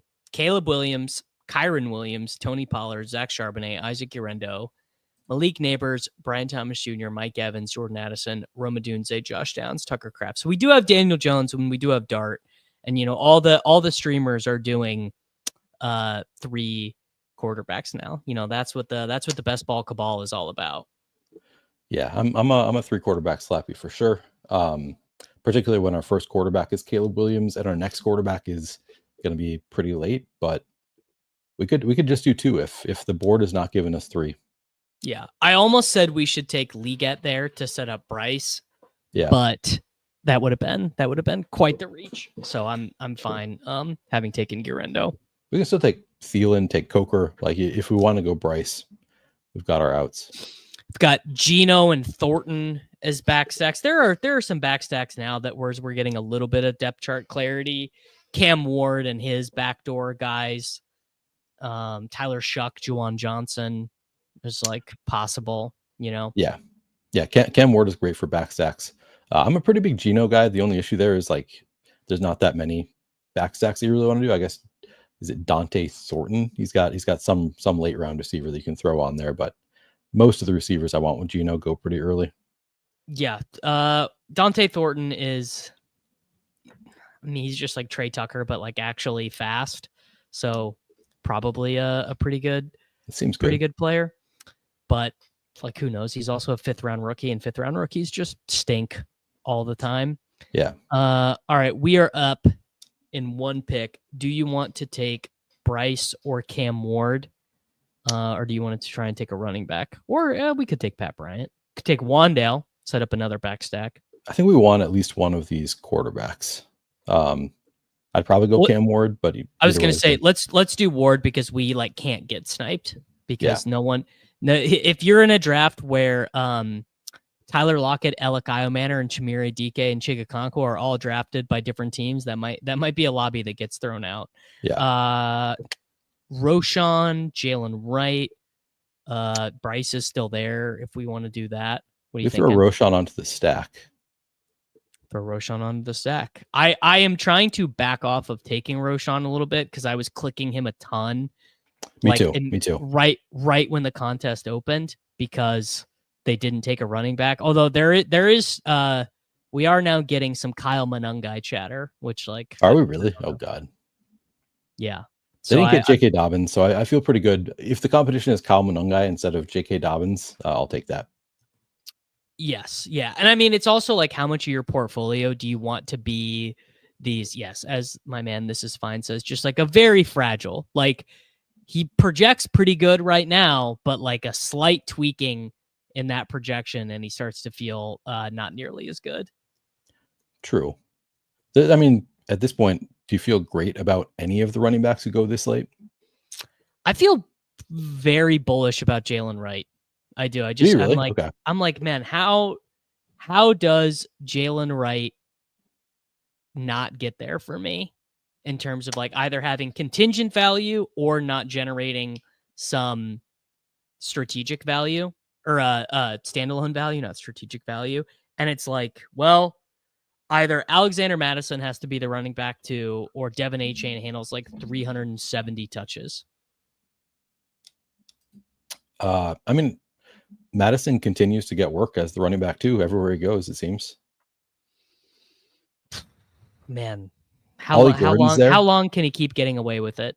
I know. I mean, it's a good point. I guess I have not given a ton of thought to Jalen Wright. I think that is probably sharp. I think it was just like he wasn't that good last year. No, he was bad. Yeah, he was legit bad.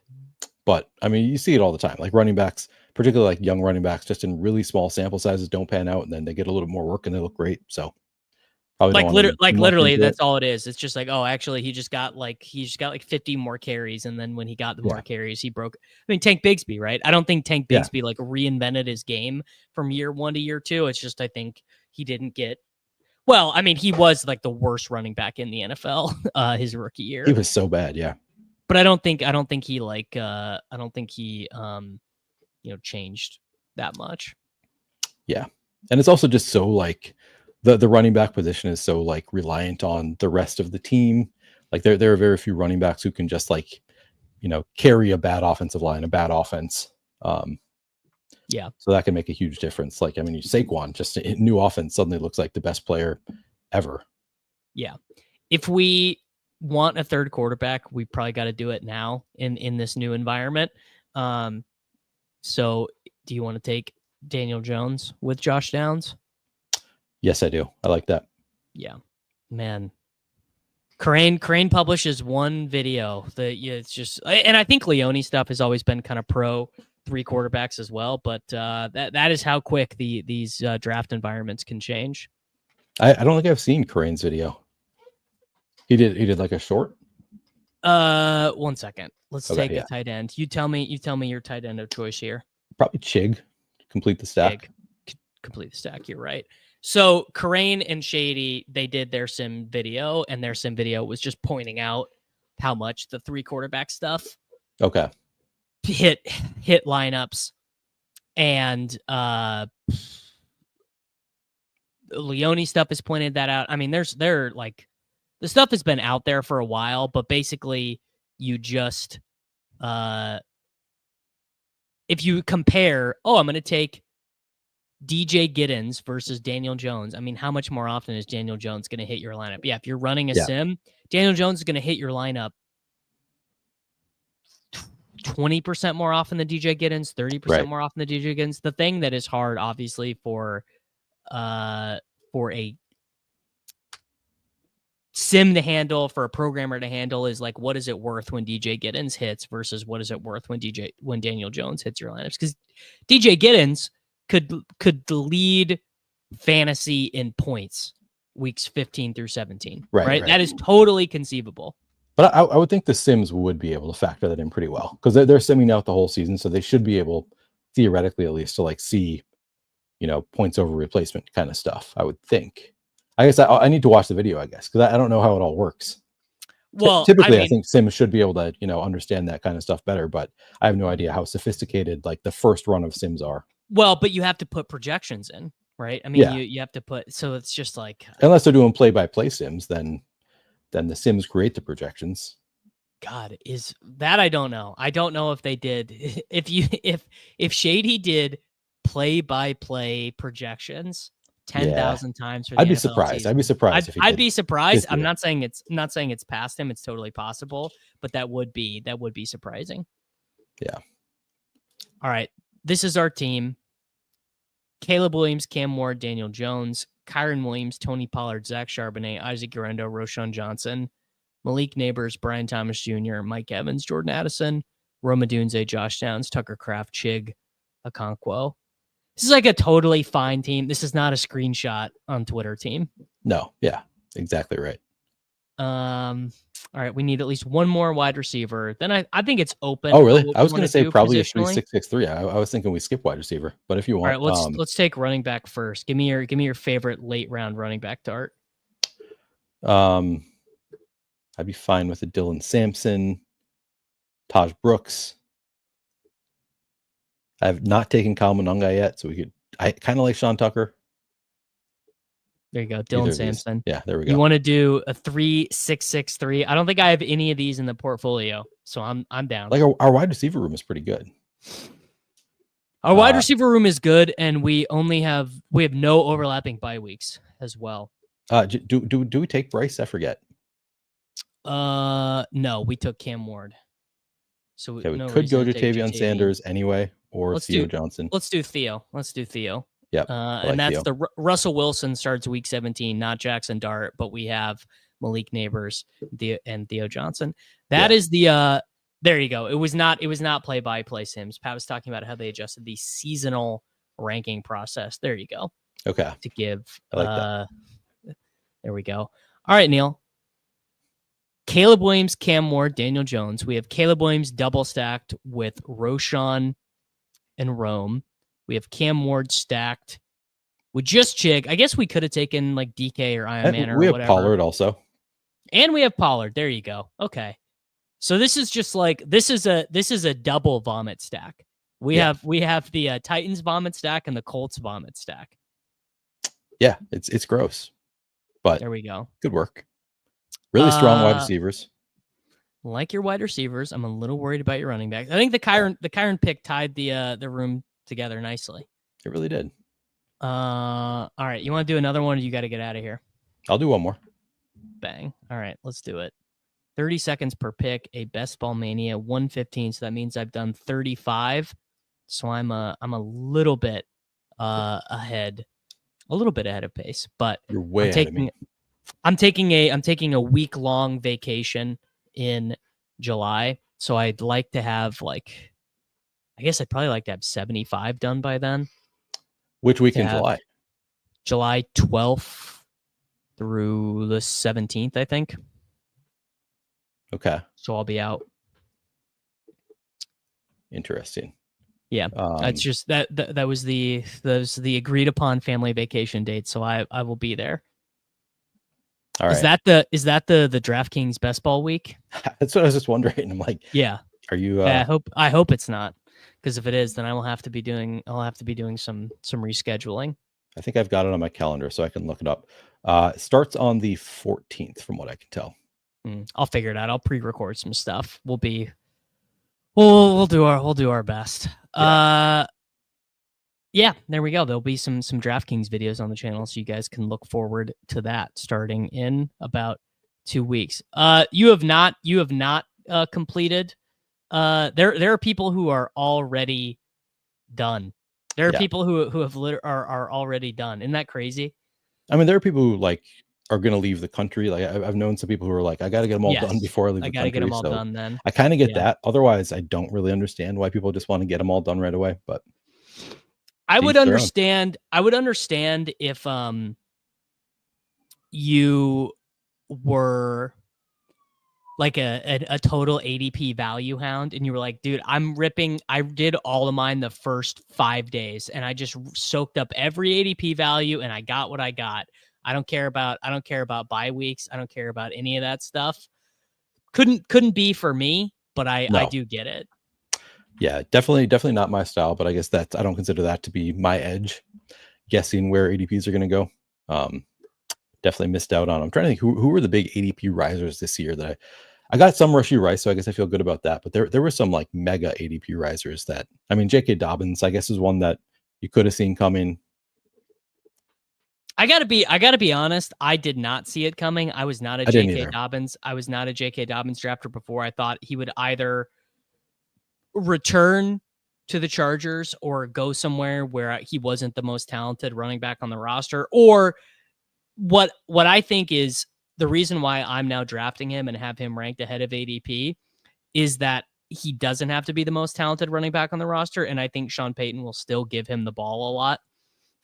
Because that's just what Sean Payton does, you know? I actually think it's a pretty good. I saw somebody saying that they thought it was like a bottom tier landing spot. Somebody I respect was saying on Twitter they thought it was really bad. And I'm like, I think it's a great landing spot. Like this is like Sean Payton backfields. Yeah, it didn't work out last year, but like they still got the volume. They were just really bad.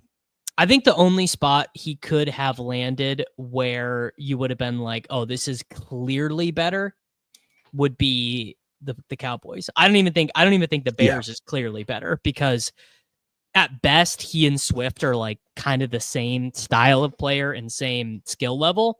Whereas Dobbins, you could make an argument that year one, he'll be a better NFL player than Harvey.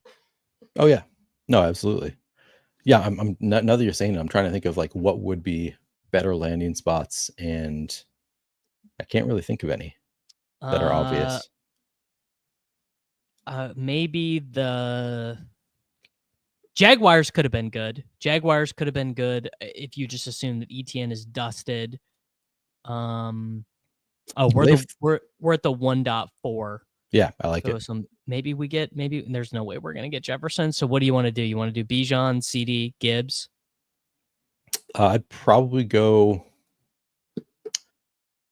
Bijan if we don't get Jefferson. I'm okay with any of those three though. Like, the Bijan stuff is so funny, like because all the projection systems. Oh, actually, we are going to get Jefferson. Hell yeah, beautiful. The projection systems are all so high on Bijan, but because people remember Arthur Smith, they're like, I don't know, man. Like if you talked to like a casual person, like someone who just like plays in their 12-team home league, they'd be like, dude, I'm not taking Bijan in the first round. Tyler Algier, man. Tyler Algier plays all the time. Bijan was really good last year and just like probably continuing to improve. Yeah. Feels very safe. If you were doing truth serum first round rankings, like ADP didn't matter, you wouldn't have to care about your portfolio. Would Justin Jefferson be your 101? No, I think it would be Jamar Chase just because it is such an unknown, and the Vikings do have a really tough schedule. Like, and we're talking truth serum, no truth serum. Yes, he's my 101 love. I mean, I don't actually take him 101. I probably like him better without the truth serum. Like I am nervous about it. I take him often at the 102, but in my deep in my heart of hearts, I think I am sort of nervous about the rookie quarterback situation, the really tough schedule. But I think the upside is there for him to be the top wide receiver. But with Chase, like we've already seen it multiple times. We know that his quarterback is great. We know that the offense is great. We know the defense is still going to be bad, or at least I think it's still going to be bad. So like, I think Chase like is safer because we have that setup. And, it's often said, and I think there's a lot of truth to it, that like you don't win your league in the first round, but you can lose your league in the first round. And I kind of, Chase just feels so much safer to me. See, that's interesting because to me, Chase is like the ceiling play. Like Jefferson had more 100-yard games last year than Chase did. But he didn't really have that many huge games last year. No, because he only scored 10 touchdowns. Yeah. I mean, this is just the nutted start, JT, right? Let's do it. Yeah. This is the crux of why I like Jefferson over Barkley, is because starting Jefferson, Jonathan Taylor is so strong. Yeah. Yeah. I don't hate Bucky Irving there either. No, don't. That's how much BRs did you play last year? Not that many. Every year I'm like, I'm going to, but then I'm just doing content so much every day of the week, and it's exhausting to want to think about this stuff when I'm not doing content because I do so much. So I barely played. Yeah. So like something that you kind of pick up from doing the BRs is like, it would just be insane to do the same thing at the same pick every time. Like, it would be insane to be like, oh yeah, I want 100% of my Justin Jefferson to be with Jonathan Taylor, obviously, right. because you're like, oh man, I would have had the nuts, but every time I took Alvin Kamara, I took Jayden Reed. Two uncorrelated pieces. All right, we are up. Jacobs, Reek, McLaurin. I'm Devontae Adams or JSN here. I'm good with Adams. I've moved him up actually a little bit further in my rankings today, and I honestly think I'm fine to pull him up to the 2-3 turn. I really am. Yeah. I think I'm going to have virtually nearly zero Tyreek this year. Like, he's one that I'm actually going to be below the 4% exposure blanket. I'm just that nervous about it. And I like so many of the other options in this range that it's like, unless Tyreek Hill falls to the end of the third round, I think I'm probably out on him. Man, I think I'm ready to go the other way. I was just talking about this with a lot of people are. The first part. I'm just like, you know what? He probably is going to bust and probably doesn't care about playing football anymore and is just like whatever and doesn't care about playing for a losing Dolphins team. But man, if he just is just Tyreek Hill again, you're going to feel so dumb. Yeah. You're just going to watch him. He's going to be 9,300 on DraftKings every week. He's going to be 40% owned in the Millie Maker or be on the win. Like, you know what I'm saying? It's like, oh, if I miss out on Terry McLaurin, I'll be like, sometimes that happens. Or like if Jackson Smith and Jigba catches 130 passes, I'll just like chalk that one up to the game. I'll be like, yeah, sometimes you lose those.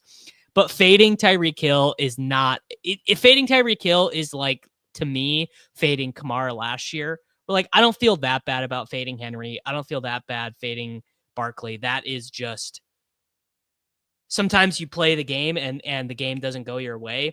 But Sure. Fading Kamara at his price last year was just kind of like ignorance. It was just being like, I mean, I faded him too. Yeah. I faded the shit out of him. Right. Yeah. And the season started and I was like, oh yeah, it's like obvious that I shouldn't have done that. Yeah. I just, and that's kind of the vibes are so bad with Tyreek Hill. I agree with you. Like, the upside is clearly there. We just saw it 2 years ago. He was the top overall player, or maybe 3 years ago. I don't know. But he's been very, very good. If everybody stays healthy, that offense, just runs the way that we think it should. He could be amazing. It's just the vibes are so bad. It feels to me like Deshaun Watson last year, where every sharp person was like, oh, this is a former MVP. Like, what if he just turns back into what he was? And he was just so, I mean, it's not really fair to compare him to Deshaun Watson because there was a high likelihood that Deshaun Watson was just completely washed, whereas Tyreek, like, wasn't that bad, but he played every game last year and just was bad. He fantasy wise, he did not put up numbers playing every single game last year, did not miss a game last year. I don't know. It feels like he's past his prime at this point. Doesn't really care anymore.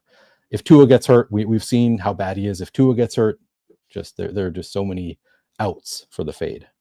Don't get me wrong. He's definitely past his prime. Like that is certainly true. Yeah. All right. We're going to have a nice wide receiver to choose from here. Really, any of these guys is fine. No more evidence that the slappies are not winning the war anymore than that Hunter's ADP is after Metcalf now. That is nuts.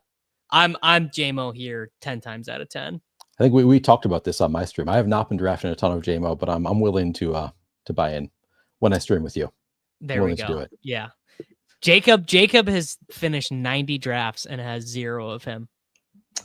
Yeah, he certainly could break out. The coach speak is really positive for JMO. He had a good year last year. I'm probably wrong to be fading him as hard as I am. I think I have him ranked 10 spots lower than he goes in drafts.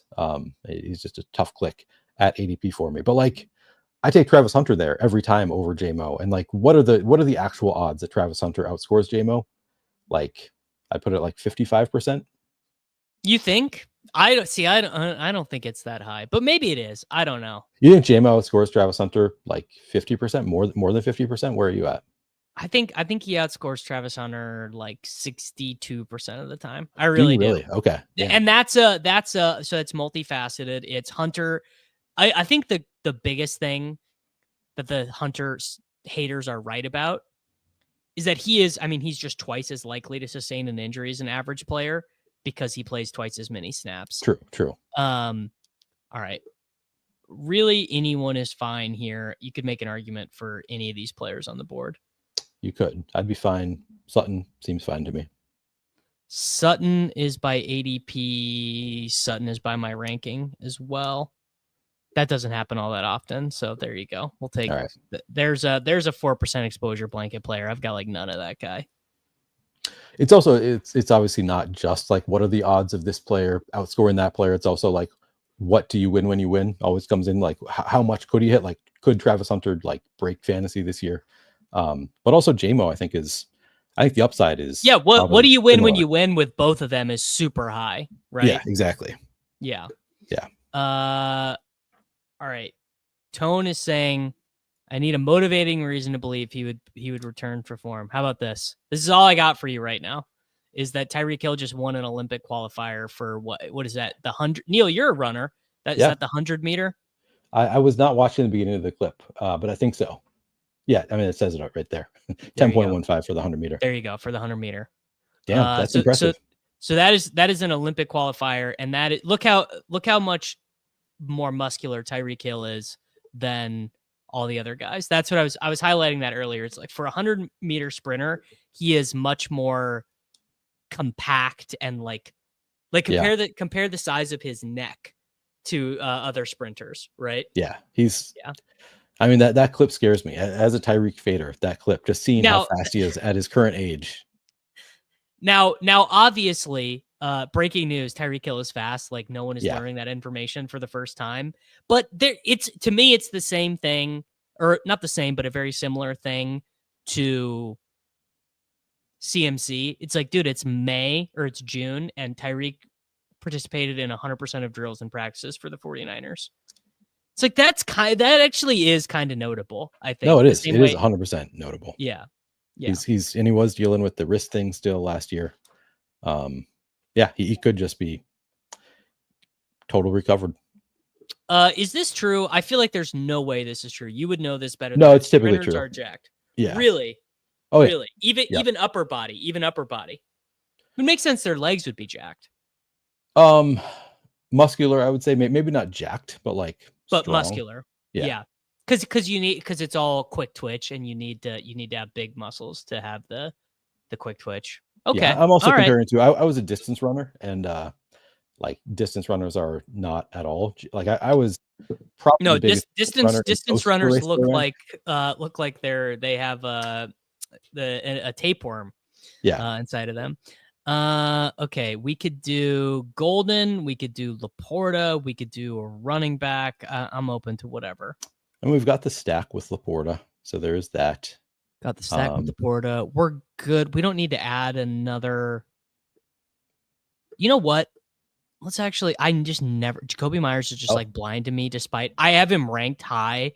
Just how sometimes a guy will be there in your rankings and you'll be like, well, you don't have like rankings for like your subs or anything, right? I don't have my own rankings, but I still do obviously I use other people's rankings, and that will happen. Like Tyreek Hill is the perfect example of all right, Tyreek Hill's there. Who do I want instead of Tyreek Hill? Right. So I have rankings that I spend a lot of time working on that are part of my stuff. And sometimes that is a spot where I'll just disregard it. So there we go. And I think there's a decent chance that one of the Lions players that we would have liked would come back around to us. Yeah. So I try and push that a little bit. We've got the game stack built in there with Jets also. The Vikings-Lions game stack. Vikings-Lions game stack. There we go. Yeah, the nut game. Although that look ahead line was not nearly as high as I thought it was going to be. I thought it'd be 54.5. It's not.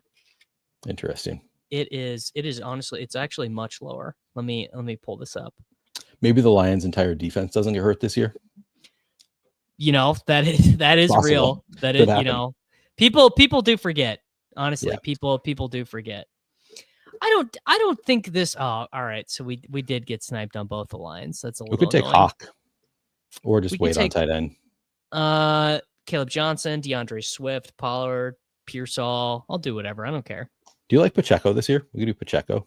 I think Pacheco is like a classic 8.3%. I'd rather not be left behind on him. But this is also pulling him up across to the other side of the board, which I don't hate doing either. Yeah. No, I think he's a good pick here. I have not taken a ton of Pacheco, but like relative to those other running backs, I don't feel like I'm missing out on much. Yeah. So the thing is about Pacheco is that he is kind of the guy who is the most boring outcome, which like obviously he didn't used to be. Pacheco was like 2 years ago. He was like the way to bet against the shitty starter. And now Brashard Smith is that guy. But like, I actually don't understand what they're doing with Hunt and Eli Mitchell, both on the backfield. And they gave Eli Mitchell $3.5 million. They gave Kareem Hunt $1.5 million. But I don't understand what the plan is. I don't either. I didn't even realize they'd already paid Hunt. I thought he was still up in the air. Okay. No, he resigned. He resigned like way after the free agency window was over, like weeks after. Eli Mitchell signed the first day of free agency. Yeah, I mean Eli Mitchell to me is the much better bet than Kareem Hunt, but they played Kareem Hunt even though he was bad so much last year that maybe I don't understand what they're trying to do.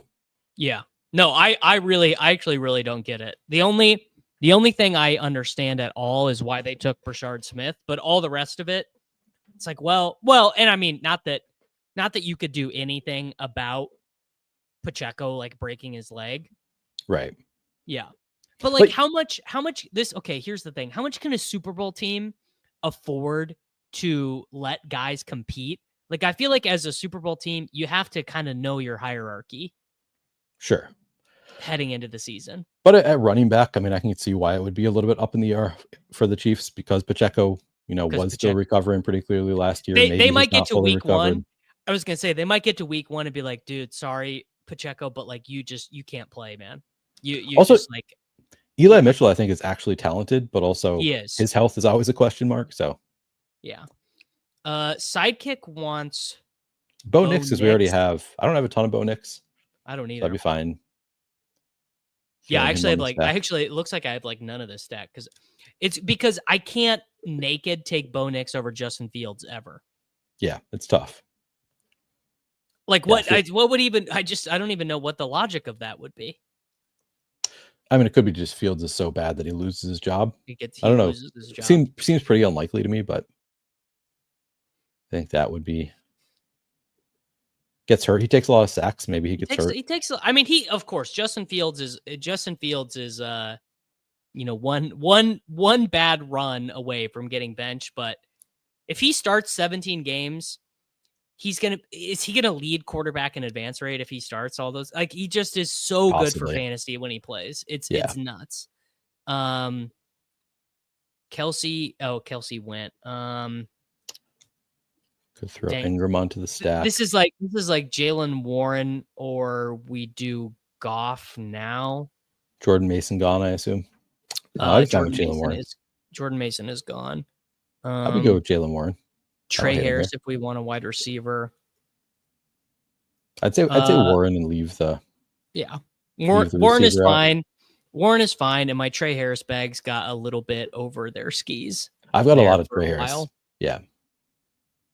He is also nice because Trey Harris opens up another quarterback at the other, exactly around where we want to pick another quarterback. Yeah. But now all the quarterbacks are getting pushed up.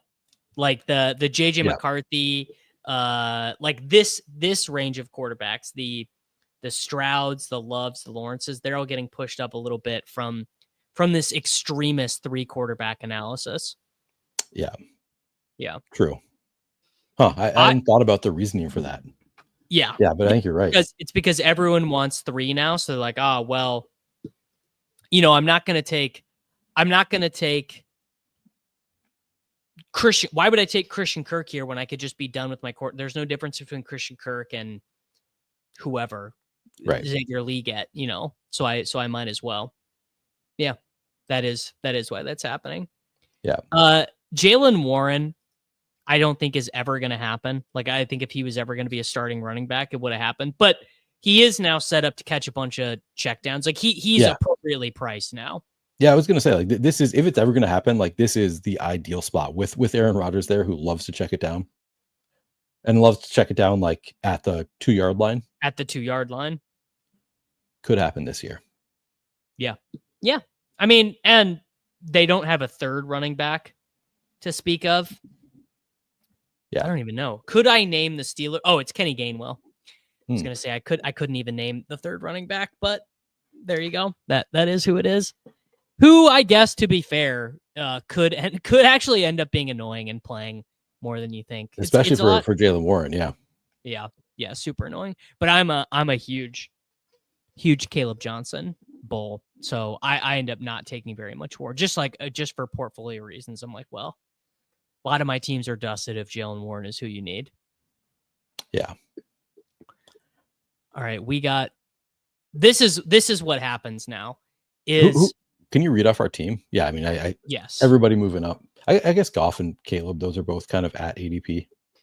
Our team is Bo Nix, Jonathan Taylor, Isaiah Pacheco, Jalen Warren, Justin Jefferson, Devontae Adams, Jameson Williams, Cortland Sutton, Jacoby Myers. We don't have a tight end yet, but we do something. And I love this about taking Raiders players is you could take Geno.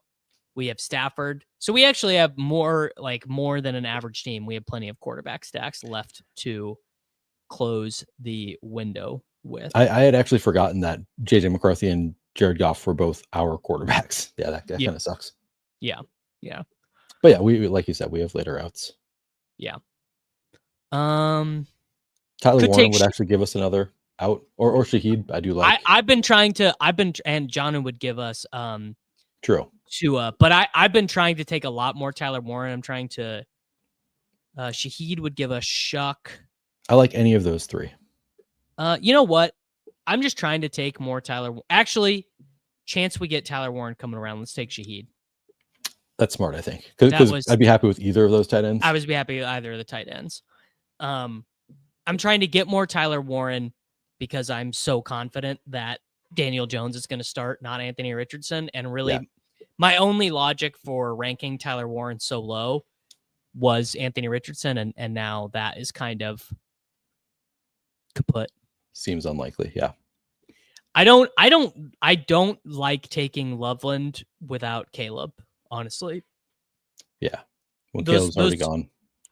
Well, I was just going to say, in terms of like all players in the NFL, their ceilings feel very correlated. Like if Caleb sucks again, there's not going to be enough meat on the bone for Loveland to eat with those wide receivers. But if Caleb's really good, that turns Loveland into like a potential Laporta situation. Right. Yeah, it does seem fairly correlated. You want to do Warren? Yeah. Warren or Mims? Mims is who the sidekick wants. I don't think we need a double stack, though. No, I'd still do Warren, I think. Yeah. All right, Tyler Warren. I take Warren because it's totally possible that Warren could be the most efficient pass catching option on the Colts. Like, we all kind of think Michael Pittman Jr. stinks. A.D. Mitchell, like, who knows? Alec Pierce is a deep threat. We all think Josh Downs is really good, but like Josh Downs was a 3rd-round pick from UNC who's been like good in limited samples in the NFL. Sure. Yeah, I would be surprised if Tyler Warren is more efficient than Josh Downs just because he's been so efficient. And Pittman is actually not terrible either, I think. No, he played with a broken back. He played with a broken back last year.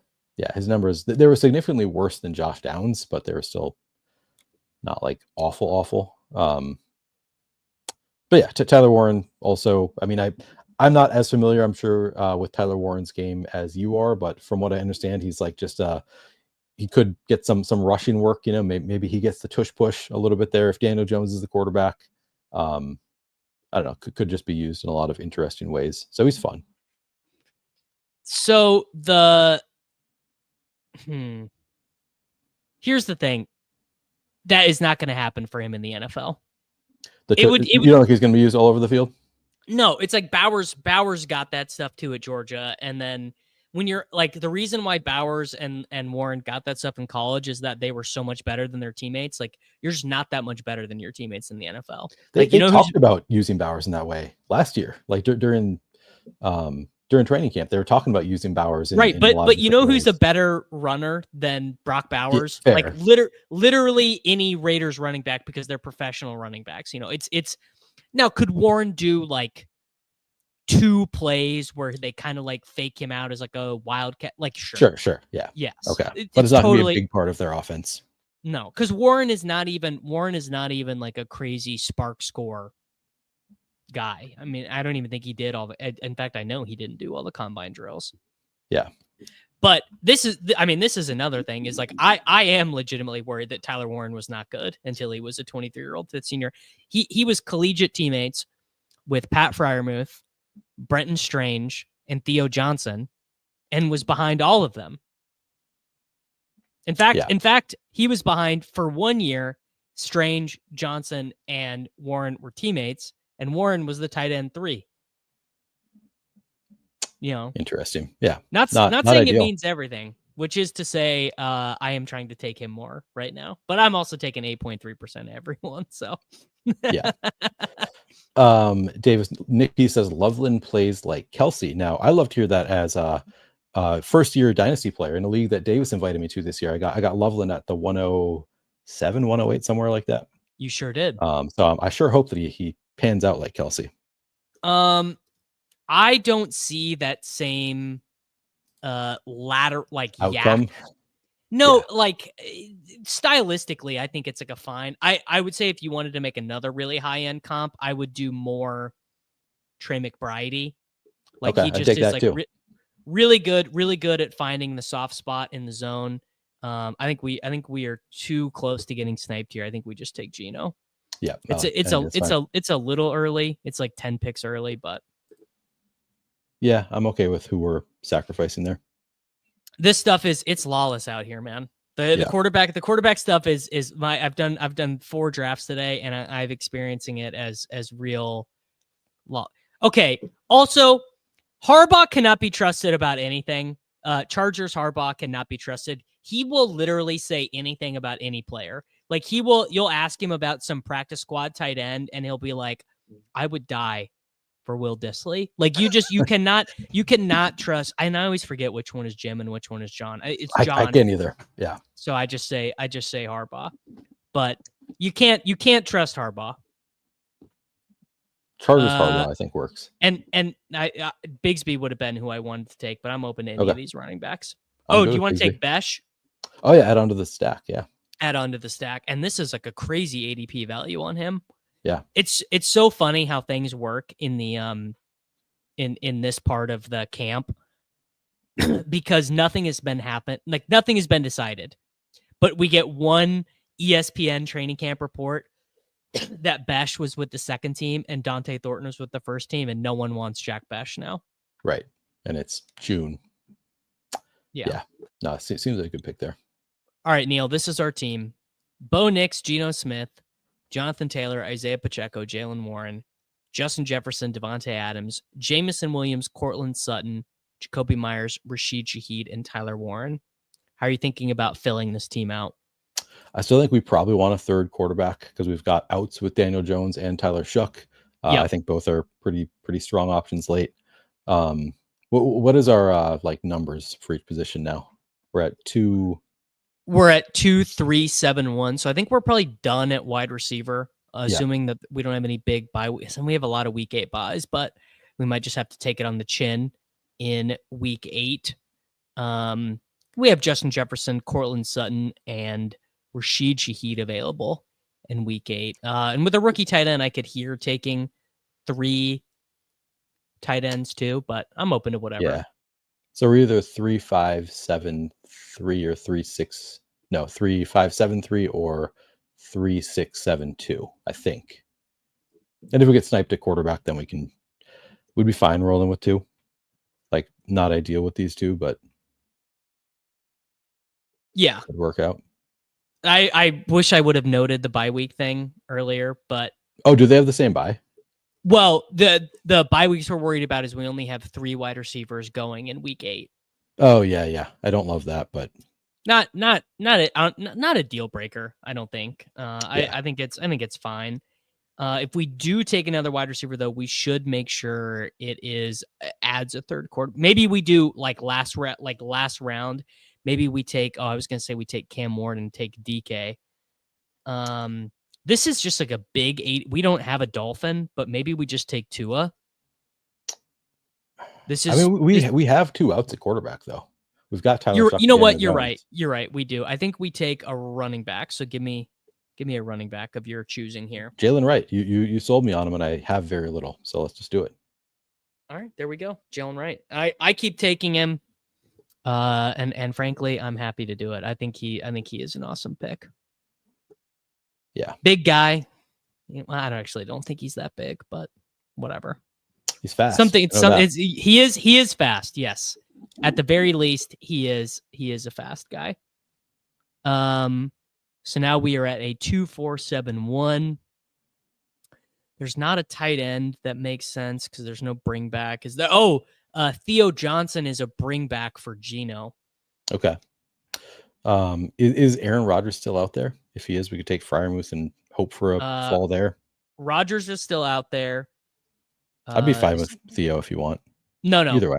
Let's do that. Let's add in another potential. Freiermuth is a good pairing with Warren too. We get that Penn State team synergy. Oh, you love that. Yeah. Well, I just like to take a old guy. Well, Pat Freiermuth. I suppose that's disparaging to call Pat Freiermuth old, but I like to take a veteran, like a guy. I like to take a guy on his second contract when I have a rookie tight end.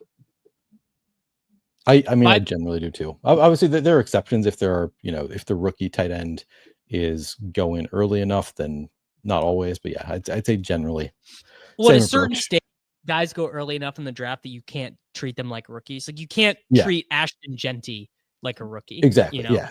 Bowers last year, I mean, was sort of an example of that. By the way, this is just very funny. Penn State. There's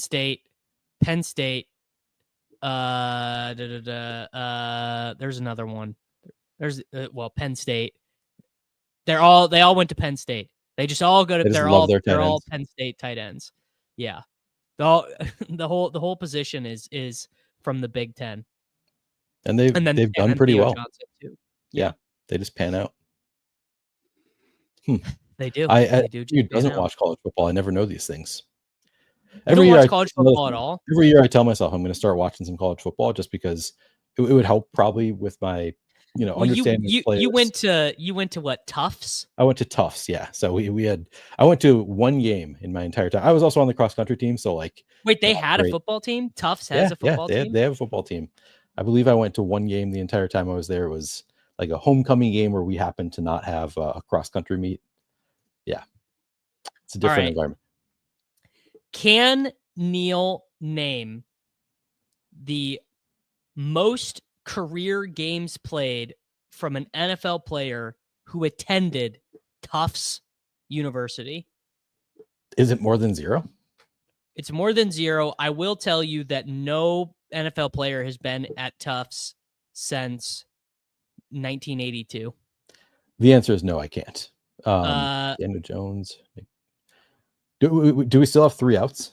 Is A Rodgers, Jones, Shuck, Rodgers, Dart? Yeah, we still have 3 outs.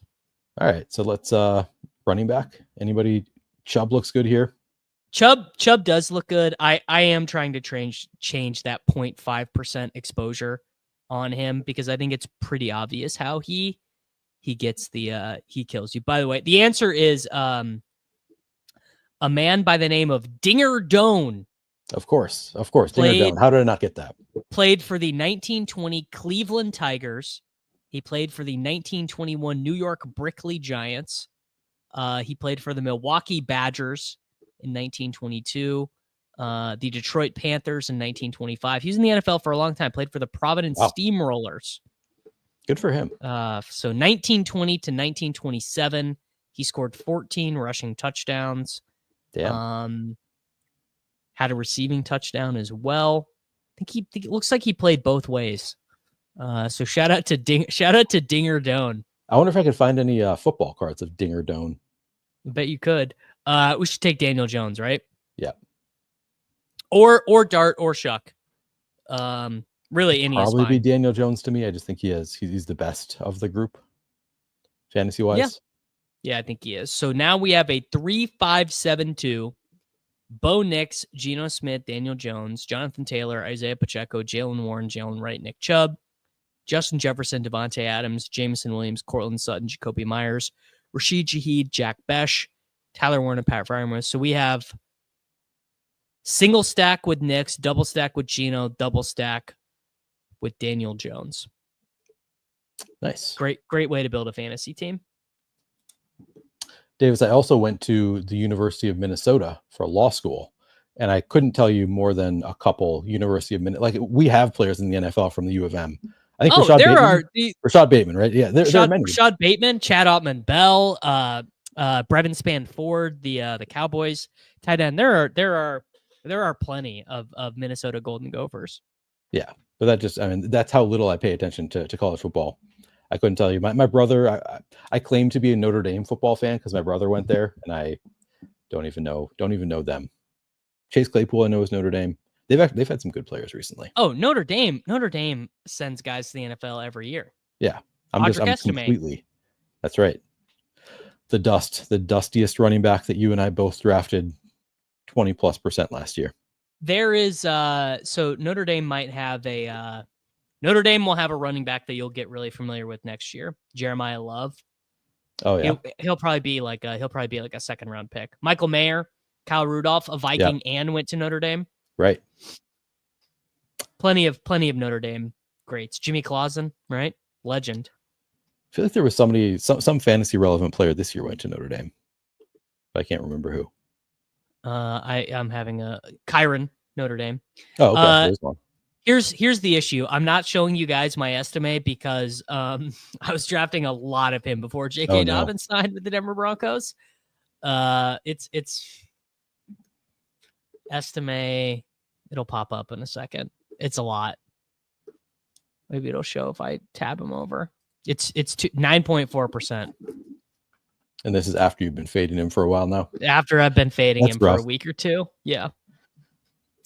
I had not been drafting Estime, so kind of got lucky there. Do we take another tight end?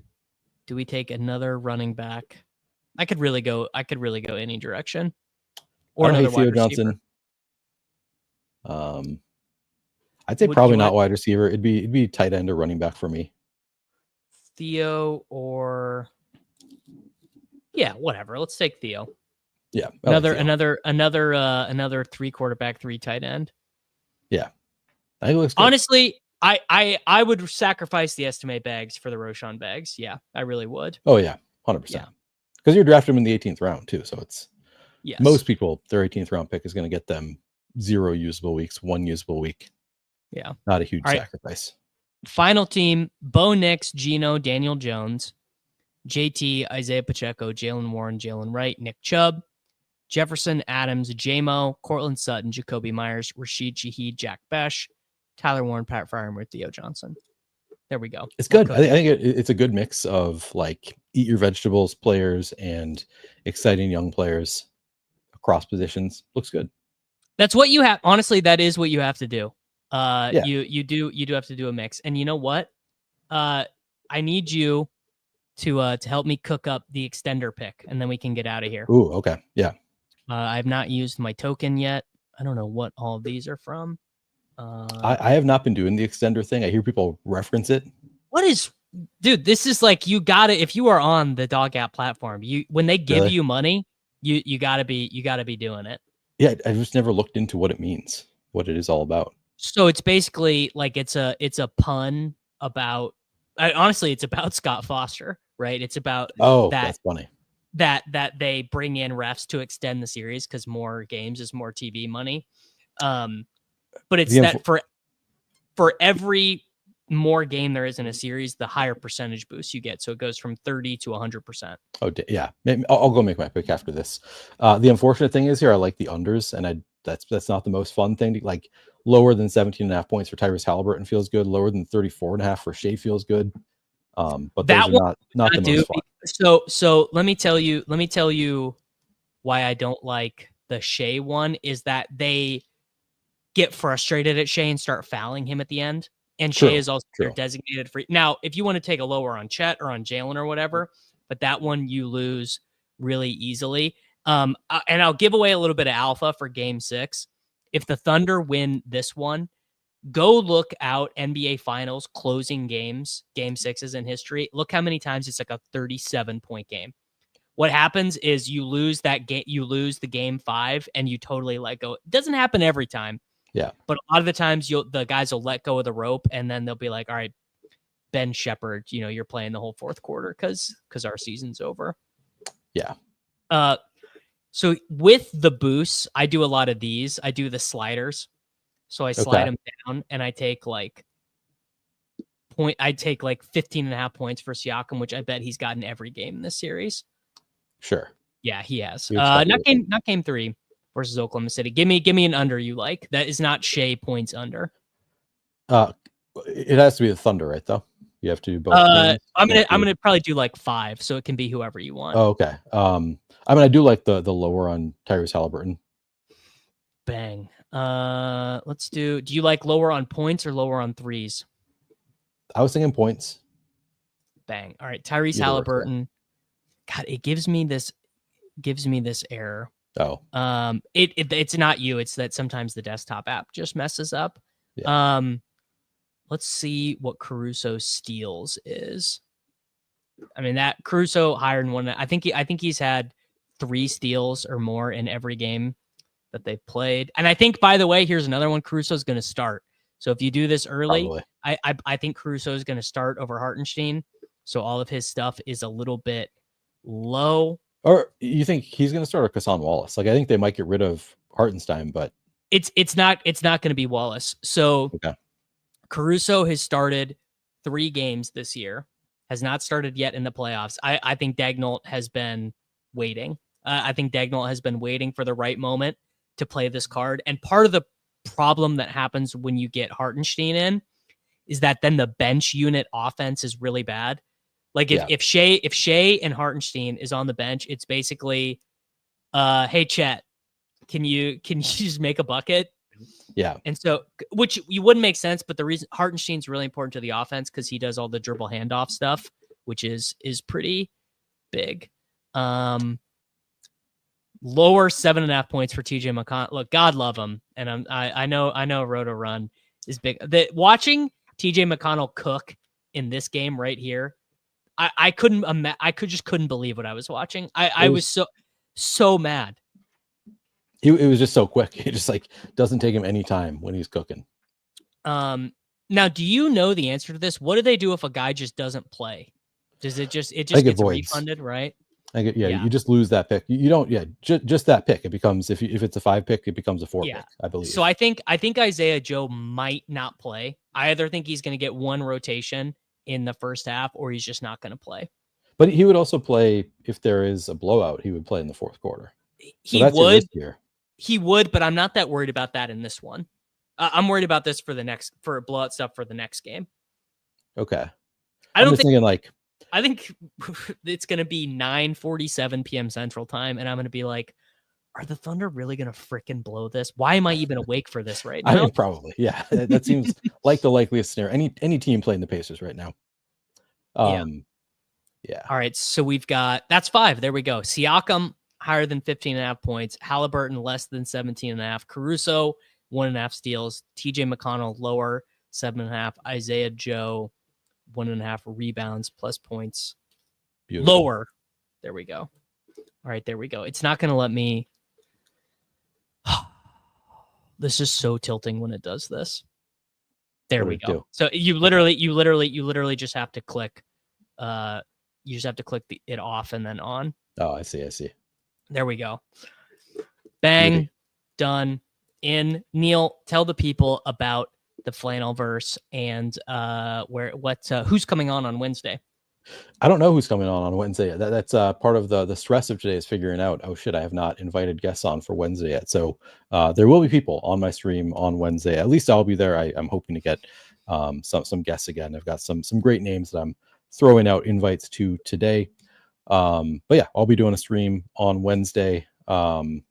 Probably start doing a little bit more pre-recorded content. Like I told you, Davis, I've been trying to learn. Spent a couple hours yesterday figuring out DaVinci Resolve versus Adobe Premiere, and I think I've decided on DaVinci Resolve, but still have to go out and learn how to use it now. But yeah, for now, all I've got is Wednesday stream is a definite thing that I've got every week. Live streams, usually in the evening, sometimes late afternoon. But yeah, that'll be going again this week. All right, everyone, make sure that you check out the Flannelverse, like this video, subscribe for daily fantasy football videos.